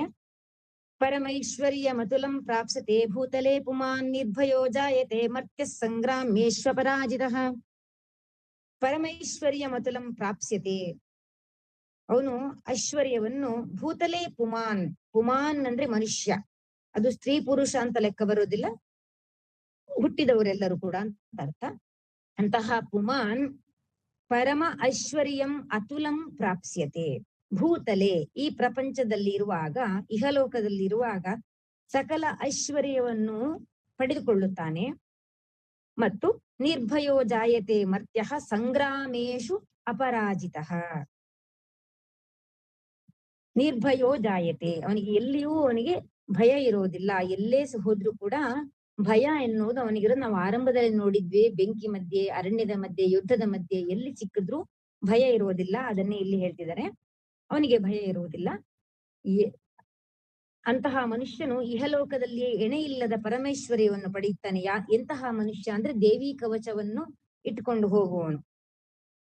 ಸೋಲನ್ನರಿಯದೆ ನಿರ್ಭಯನಾಗುತ್ತಾನೆ. ಸಂಗ್ರಾಮೇಶು ಅಪರಾಜಿತ, ಸಂಗ್ರಾಮಗಳಲ್ಲಿ ಅಪರಾಜಿತ, ಅವನನ್ನು ಯಾರೂ ಸೋಲಿಸುವುದಿಲ್ಲ. ಪರಾಜಿತ ಅಂದ್ರೆ ಸೋಲುವುದು, ಅಪರಾಜಿತನಾಗ್ತಾನೆ ಅವನು, ಯಾರೂ ಅವನನ್ನು ಸೋಲಿಸ್ಲಿಕ್ಕೆ ಸಾಧ್ಯ ಇಲ್ಲ, ಸದಾ ಜಯವಂತನಾಗ್ತಾನೆ ಎಂಬುದಾಗಿ ಹೇಳ್ತಾರೆ. ತ್ರೈಲೋಕ್ಯೇತು ಭವೇತ್ ಪೂಜ್ಯ ಕವಚೇನಾವೃತಃ ಪುಮಾನ್ ಇದಂತು ದೇವ್ಯಾಃ ಕವಚಂ ದೇವಾನಾಮಪಿ ದುರ್ಲಭಂ. ತ್ರೈಲೋಕ್ಯೇತು ಭವೇತ್ ಪೂಜ್ಯಃ. ತ್ರೈಲೋಕ್ಯ, ತ್ರಿಲೋಕ, ಮೂರು ಲೋಕಗಳಲ್ಲಿ ಕೂಡ ಇಂತಹ ದೇವಿ ಕವಚದಿಂದ ಆವೃತನಾಗಿರುವಂತಹ ಮನುಷ್ಯ ಪೂಜ್ಯನಾಗ್ತಾನೆ ಅಂತ ಹೇಳ್ತಾರೆ. ಅವನನ್ನು ಮೂರು ಲೋಕಗಳಲ್ಲೂ ಅವನಿಗೆ ಅಷ್ಟು ಗೌರವ ಸಿಗುತ್ತೆ ಅನ್ನೋ ಹಾಗೆ ಇದು. ಕವಚೇನಾವೃತ ಪುಮಾನ್, ಕವಚದಿಂದ ಆವೃತವಾಗಿರುವಂತಹ ಮನುಷ್ಯನು ತ್ರೈಲೋಕ್ಯದಲ್ಲಿ ಕೂಡ ಪೂಜ್ಯನಾಗಿರ್ತಾನೆ ಅಂತ. ಇದಂತು ದೇವ್ಯಾ ಕವಚಂ ದೇವಾನಾಮಪಿ ದುರ್ಲಭಂ. ಈ ದೇವಿ ಕವಚವಾದರೂ, ಇದಂತೂ ದೇವ್ಯಾಹ ಕವಚಂ, ಈ ಕವಚವಾದರೂ ದೇವಾನಾಂ ಅಪಿ ದುರ್ಲಭಂ, ದೇವತೆಗಳಿಗೆ ಕೂಡ ಅಷ್ಟು ಸುಲಭವಾಗಿ ಸಿಗುವಂತಹ ಕವಚ ಇದಲ್ಲ ಎಂಬುದಾಗಿ ಹೇಳ್ತಾರೆ. ದೇವಿ ಕವಚವಾದರೂ ದೇವತೆಗಳಿಗೂ ಕೂಡ ದುರ್ಲಭ ಅಂತ ಇಲ್ಲಿ ಹೇಳ್ತಾರೆ. ಯಃ ಪಠೇತ್ ಪ್ರಯತೋ ನಿತ್ಯಂ ತ್ರಿಸಂಧ್ಯಂ ಶ್ರದ್ಧಯಾನ್ವಿತಃ ದೈವೀ ಕಲಾ ಭವೇತ್ ತಸ್ಯ ತ್ರೈಲೋಕ್ಯೇಷ್ವಪರಾಜಿತಃ. ಯಃ ಪಠೇತ್ ಪ್ರಯತೋ ನಿತ್ಯಂ ತ್ರಿಸಂಧ್ಯಂ ಶ್ರದ್ಧಯಾನ್ವಿತಃ. ಯಃ, ಯಾವನು ಪಠಿಸುತ್ತಾನೋ ನಿತ್ಯಂ ಶ್ರದ್ಧೆಯಿಂದ, ತ್ರಿಸಂಧ್ಯಾ, ಮೂರು ಸಂಧ್ಯಾಕಾಲ, ಬೆಳಗ್ಗೆ ಒಂದು ಸಂಧ್ಯಾಕಾಲ ಬರುತ್ತೆ. ನಾವೆಲ್ಲ ಸಂಧ್ಯಾ ಅಂದ್ರೆ ಸಂಧ್ಯೆ ಅಂತ ತಿಳ್ಕೊಳ್ಬಾರ್ದು ಯಾರು ಕೂಡ. ಸಂಧ್ಯಾ ಅಂದ್ರೆ ಎರಡು ಕಾಲಗಳ ಸಂಧ್ಯೆ ಆಗುವಂತ ಜಾಗ. ರಾತ್ರಿ ಮತ್ತು ಬೆಳಗಿನ ಸಂಧ್ಯಾ ಬೆಳಿಗ್ಗೆ ಬರುತ್ತೆ, ಬೆಳಗಿನ ಮತ್ತು ಮಧ್ಯಾಹ್ನ ಬರುತ್ತೆ, ಮಧ್ಯಾಹ್ನ ಮತ್ತು ರಾತ್ರಿಯ ಸಂಧಿ ಸಾಯಂಕಾಲ ಬರುತ್ತೆ. ಹಾಗೆ ಮೂರು ಸಂಧ್ಯಾಕಾಲ ಇರುತ್ತೆ. ಈ ಮೂರು ಸಂಧ್ಯೆಗಳಲ್ಲಿ ಕೂಡ ಯಾರು ದೇವಿ ಕವಚವನ್ನು ಇಟ್ಟುಕೊಂಡು ಅವಳನ್ನು ಶ್ರದ್ಧೆಯಿಂದ ಪ್ರಾರ್ಥಿಸ್ತಾರೋ, ಯಃ ಪಠೇತ್ ಪ್ರಯತೋ ನಿತ್ಯಂ ತ್ರಿಸಂಧ್ಯಂ ಶ್ರದ್ಧಯಾನ್ವಿತಃ ದೈವೀ ಕಲಾ ಭವೇತ್ ತಸ್ಯ ತ್ರೈಲೋಕ್ಯೇಶ್ವಪರಾಜಿತಃ. ಅವರಿಗೆ ದೈವ ಒಂದು ಕಳೆ ಬರುತ್ತೆ, ಅವರಿಗೆ ದೈವ ಸಿದ್ಧಿ ಆಗುತ್ತೆ, ದೈವಿ ವಿದ್ಯೆಗಳು ಅವರಿಗೆ ಸಿದ್ಧಿ ಆಗುತ್ತೆ. ಅಂತಹವರು ಮೂರು ಲೋಕಗಳಲ್ಲೂ ಕೂಡ ಅಪರಾಜಿತ, ಸೋಲಿಲ್ಲದವರಾಗ್ತಾರೆ ಅಂತ ಹೇಳ್ತಾರೆ. ಜೀವೇದ್ವರ್ಷ ಶತಂ ಸಾಗ್ರಮಪಮೃತ್ಯು ವಿವರ್ಜಿತಃ ನಶ್ಯಂತಿ ವ್ಯಾಧಯಃ ಸರ್ವೇ ಲೂತಾ ವಿಸ್ಫೋಟಕಾದಯಃ. ಜೀವೇದ್ ವರ್ಷ ಶತಂ ವರ್ಷಂ ಅಂದ್ರೆ 100 ವರ್ಷ ಅವರು ಅಪಮೃತ್ಯುವಿಲ್ಲದೆ ಅವರು ಜೀವಿಸ್ತಾರೆ. ಜೀವೇದ್ ವರ್ಷ ಶತಂ ಸಾಗ್ರಂ ಅಪಮೃತ್ಯು ವಿವರ್ಜಿತಃ, 100 ವರ್ಷ ಅಪಮೃತ್ಯುವಿಲ್ಲದೆ ಸುಖವಾಗಿ ಅವರು ಬದುಕ್ತಾರೆ ಎಂಬುದಾಗಿ. ನಶ್ಯಂತಿ ವ್ಯಾಧಯ ಸರ್ವೇ, ಅವರ ವ್ಯಾಧಿಗಳು, ನೋವುಗಳು, ವ್ಯಾಧಿ ಅಂದ್ರೆ ದೇಹಕ್ಕೆ ಬರುವಂತದ್ದು ಮಾತ್ರ ಅಲ್ಲ, ಮನಸ್ಸಿಗೆ ಬರುವಂತಹ ಕಾಯಿಲೆ ಕೂಡ ವ್ಯಾಧಿಯೇ. ಮನಸ್ಸು ದೇಹ ಎಲ್ಲದಕ್ಕೂ ಬರುವಂತಹ ವ್ಯಾಧಿಗಳೆಲ್ಲವೂ ನಾಶವಾಗುತ್ತದೆ. ಸೀತಾಳ ಸಿಡುಬೆ, ಈ ಶೀತ ಅಂದ್ರೆ ಏನು ಅಂದ್ರೆ ಇಲ್ಲಿ ಬೇರೆ ಬೇರೆ ಕೆಟ್ಟ ಕೆಟ್ಟ ರೋಗಗಳು ಮೊದಲೆಲ್ಲ ಇತ್ತಂತ ಹೇಳ್ತಾರೆ, ಸಿಡುಬು ಇಂಥ ರೋಗಗಳೆಲ್ಲ, ಅಂತದ್ ಯಾವುದು ಕೂಡ ಬರೋದಿಲ್ಲ ಅಂತ. ವಿಸ್ಫೋಟಕಾದಯ, ಸ್ಫೋಟಕಾರಿಯಾದಂತಹ ಯಾವುದೇ ವ್ಯಾಧಿಗಳು ಅವರನ್ನು ಹಿಡ್ಕೊಳ್ಳುವುದಿಲ್ಲ, ಅವರಿಗೆ ಬರುವುದಿಲ್ಲ ಎಂಬುದಾಗಿ ಹೇಳ್ತಾರೆ. ಅಪಮೃತ್ಯುವಿಲ್ಲದೆ ಸಂಪೂರ್ಣವಾಗಿ 100 ವರ್ಷ ಜೀವಿಸ್ತಾನೆ ಮತ್ತು ಸೀತಾಳ ಸಿಡುಬೆ ಮೊದಲಾದ ವ್ಯಾಧಿಗಳೆಲ್ಲವೂ ನಾಶವಾಗುತ್ತವೆ ಎಂಬುದಾಗಿ ಹೇಳ್ತಾರೆ. ಸ್ಥಾವರಂ ಜಂಗಮಂ ಚೈವ ಕೃತ್ರಿಮಂ ಚಾಪಿ ಯದ್ವಿಷಂ ಅಭಿಚಾರಾಣಿ ಸರ್ವಾಣಿ ಮಂತ್ರಯಂತ್ರಾಣಿ ಭೂತಲೆ. ಸ್ಥಾವರಂ ಜಂಗಮಂ ಚ ಏವ ಕೃತ್ರಿಮಂ ಚಾಪಿ ಯದ್ವಿಷಂ ಅಭಿಚಾರಾಣಿ ಸರ್ವಾಣಿ ಮಂತ್ರಯಂತ್ರಾಣಿ ಭೂತಲೆ. ಸ್ಥಾವರ ಅಂದ್ರೆ ಮರಗಳು ಅಂತ, ಒಂದೇ ಕಡೆ ಇರುವಂತದ್ದು ಸ್ಥಾವರ ಅಂದ್ರೆ ಅಲ್ಲಾಡೋದಿಲ್ಲ, ಒಂದು ಕಡೆ ಫಿಕ್ಸ್ ಆಗಿರುತ್ತೆ ಮರಗಳು. ಆ ಸ್ಥಾವರ ವಿಷ. ಜಂಗಮ ಅಂದ್ರೆ ಹಾವು ಮೊದಲಾಳುಗಳು ಆಚೀಚೆ ಓಡಾಡ್ತವೆ ಅಂತದ್ದು ಜಂಗಮ ಅಂತ ಇಲ್ಲಿ ಹೇಳಿದ್ದಾರೆ. ಸ್ಥಾವರ ಅಂದ್ರೆ ವೃಕ್ಷಾದಿಗಳು, ಜಂಗಮ ಅಂದ್ರೆ ಓಡಾಡುವಂತಹ ವಿಷ ಜಂತುಗಳು. ಅಂತಹ ವಿಷಗಳೆಲ್ಲಾರು ಹಿಡಿದ್ರು ಕೂಡ ಮತ್ತು ಅಭಿಚಾರಾಣಿ ಸರ್ವಾಣಿ ಮಂತ್ರಯಂತ್ರಾಣಿ ಭೂತಲೆ. ಆ ಕೃತ್ರಿಮವಾಗಿ ಅಂದ್ರೆ ಕೃತಕವಾಗಿ ತಯಾರಿಸಲ್ಪಟ್ಟಂತಹ ಕೆಲವು ವಿಷಯಗಳು, ಮತ್ತೆ ಬೇರೆ ಬೇರೆ ರೀತಿಯಲ್ಲಿ ಮಂತ್ರ ತಂತ್ರ ಇಂಥದೆಲ್ಲ ಮಾಡಿ ಮಾಟ ಮಂತ್ರಗಳು ಇತರ ಕರ್ಮಗಳೆಲ್ಲ ಮಾಡ್ತಾರೆ ನೋಡಿ, ಅವೆಲ್ಲವುಗಳು ಕೂಡ ನಾಶವಾಗ್ತವೆ ಅಂತ.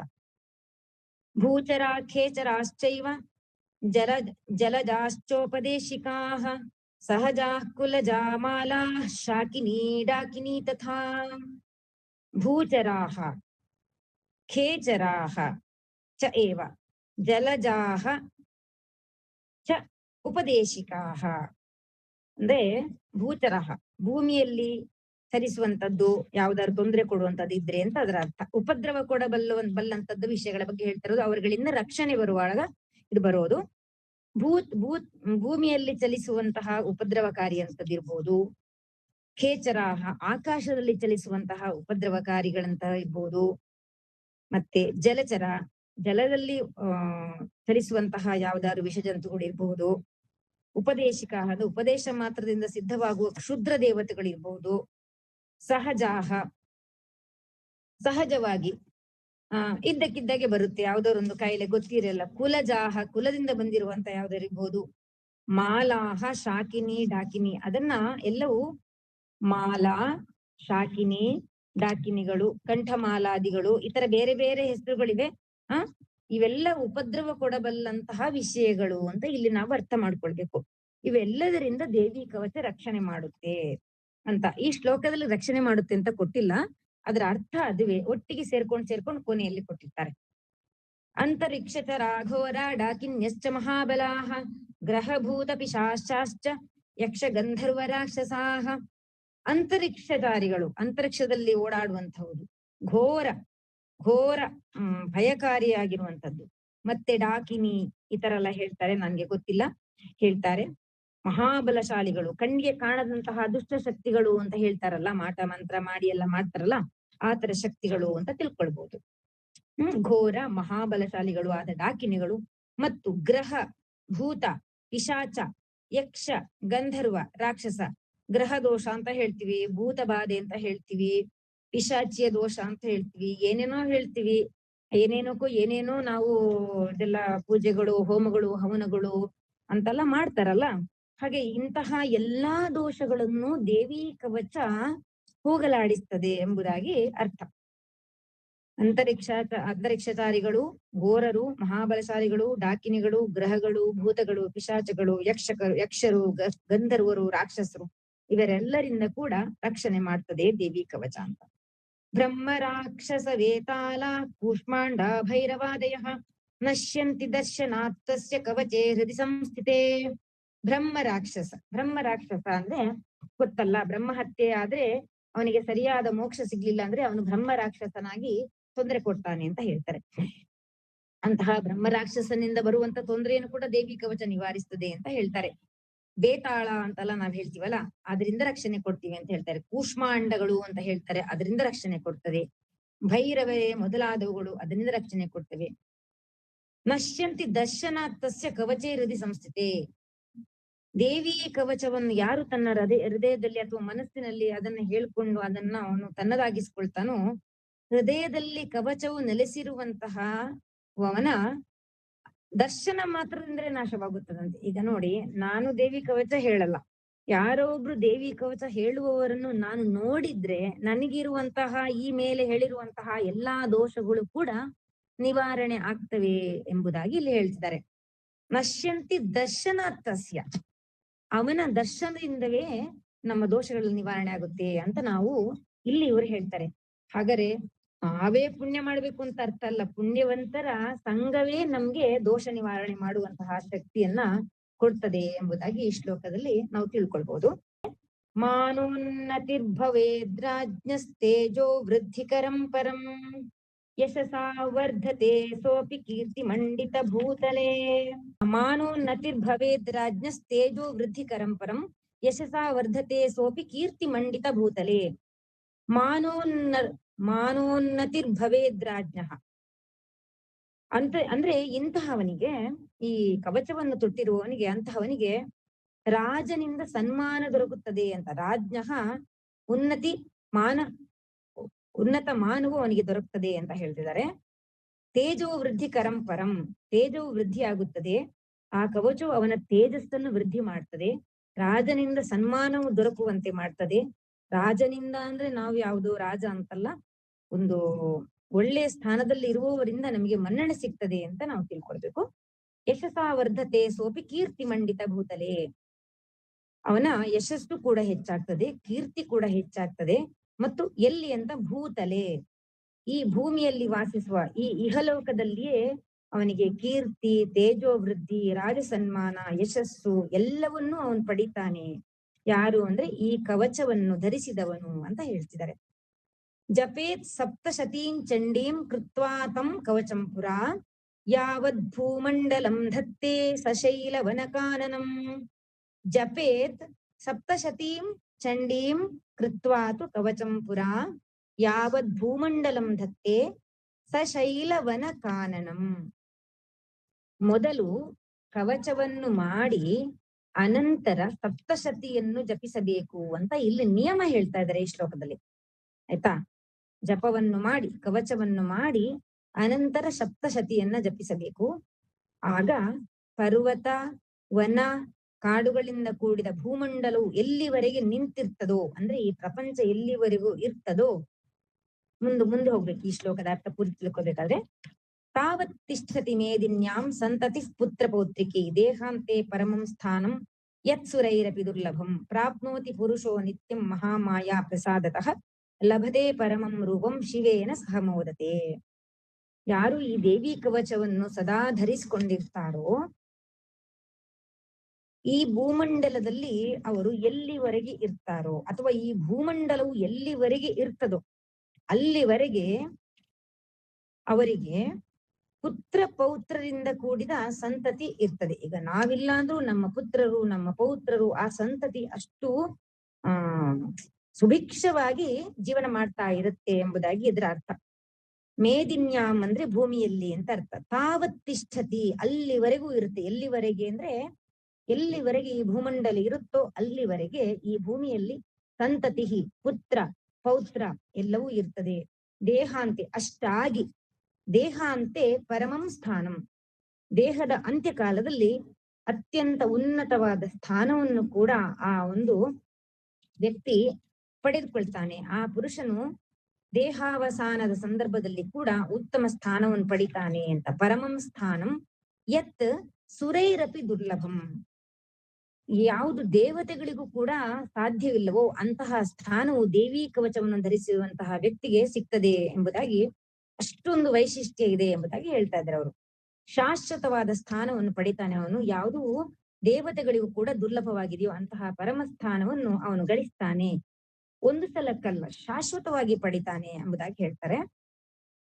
ಪ್ರಾಪ್ನೋತಿ ಪುರುಷೋ ನಿತ್ಯಂ ಮಹಾಮಾಯಾ ಪ್ರಸಾದತಃ, ಅಂತವನು ಮಹಾಮಾಯೆಯ ಪ್ರಸಾದದ ರೂಪದಲ್ಲಿ, ಪ್ರಸಾದದಿಂದಾಗಿ ಶಾಶ್ವತವಾಗಿ ಅವನು ಪರಮ ಸ್ಥಾನವನ್ನು ಪಡೆಯುತ್ತಾನೆ. ಮತ್ತು ಅತ್ಯುತ್ತಮವಾದ ರೂಪವನ್ನು ಧರಿಸಿ ಲಭತೆ ಪರಮಂ ರೂಪಂ ಶಿವೇನ ಸಹ ಮೋದತೆ, ಪರಮ ರೂಪವನ್ನು ಧರಿಸಿ ಶಿವನೊಂದಿಗೆ ಆನಂದಿಸ್ತಾನೆ ಅವನು, ಅಂದ್ರೆ ಶಿವನಲ್ಲಿ ಐಕ್ಯವಾಗ್ತಾನೆ ಎಂಬುದಾಗಿ. ಇದನ್ನ ವರಾಹ ಪುರಾಣದಲ್ಲಿ ಈ ಸಂದರ್ಭ, ಈ ದೇವಿ ಕವಚ ಬರೋದು. ಇಲ್ಲಿಗೆ ದೇವಿ ಕವಚದ ಒಂದು ಪ್ರವಚನವೋ, ಡಿಸ್ಕೋರ್ಸೋ, ಅರ್ಥವೋ ಹೇಗೆ ಬೇಕಾದ್ರೆ ಕರೆಯೋಣ, ಅದನ್ನ ನಾನು ನಿಮ್ಮೊಂದಿಗೆ ಹಂಚಿಕೊಂಡಿದ್ದೇನೆ. ಇದು ವರಾಹ ಪುರಾಣದಲ್ಲಿ ಹರಿ, ಹರ, ಬ್ರಹ್ಮ ಇವರು ಮೂರು ಜನ ಸೇರಿರುವ, ಜನ ಅಂತ ಹೇಳೋದಕ್ಕಿಲ್ಲ, ಇವರು ಮೂವರಿಂದ ರಚಿಸಲ್ಪಟ್ಟಂತಹ ದೇವಿ ಕವಚ ಅಂತ ಹೇಳ್ತಾರೆ ಇದನ್ನ. ಬ್ರಹ್ಮ ಉವಾಚ, ಮಾರ್ಕಂಡೇಯ ಕೇಳಿದ್ದು ಬ್ರಹ್ಮ ಹೇಳಿದ್ದಿರ್ಬೋದು, ಆದ್ರೆ ಇದನ್ನ ರಚನೆ ಮಾಡಿದ್ದು ಹರಿಹರ ಬ್ರಹ್ಮರು ಎಂಬುದಾಗಿ ಕೊನೆಯಲ್ಲಿ ಹೇಳ್ತಾರೆ. ಹಾಗೆ ದೇವಿ ಕವಚಂ ಸಮಾಪ್ತಂ. ಓಂ ಸರ್ವೇ ಭವಂತು ಸುಖಿನಃ, ಸರ್ವೇ ಸಂತು ನಿರಾಮಯಾಃ, ಸರ್ವೇ ಭದ್ರಾಣಿ ಪಶ್ಯಂತು, ಮಾ ಕಶ್ಚಿತ್ ದುಃಖ ಭಾಗ್ ಭವೇತ್. ಓಂ ಮೇಡಮ್ ಶಾಂತಿ ಶಾನ ಶಾಂತಿ ಶಾಂತಿ.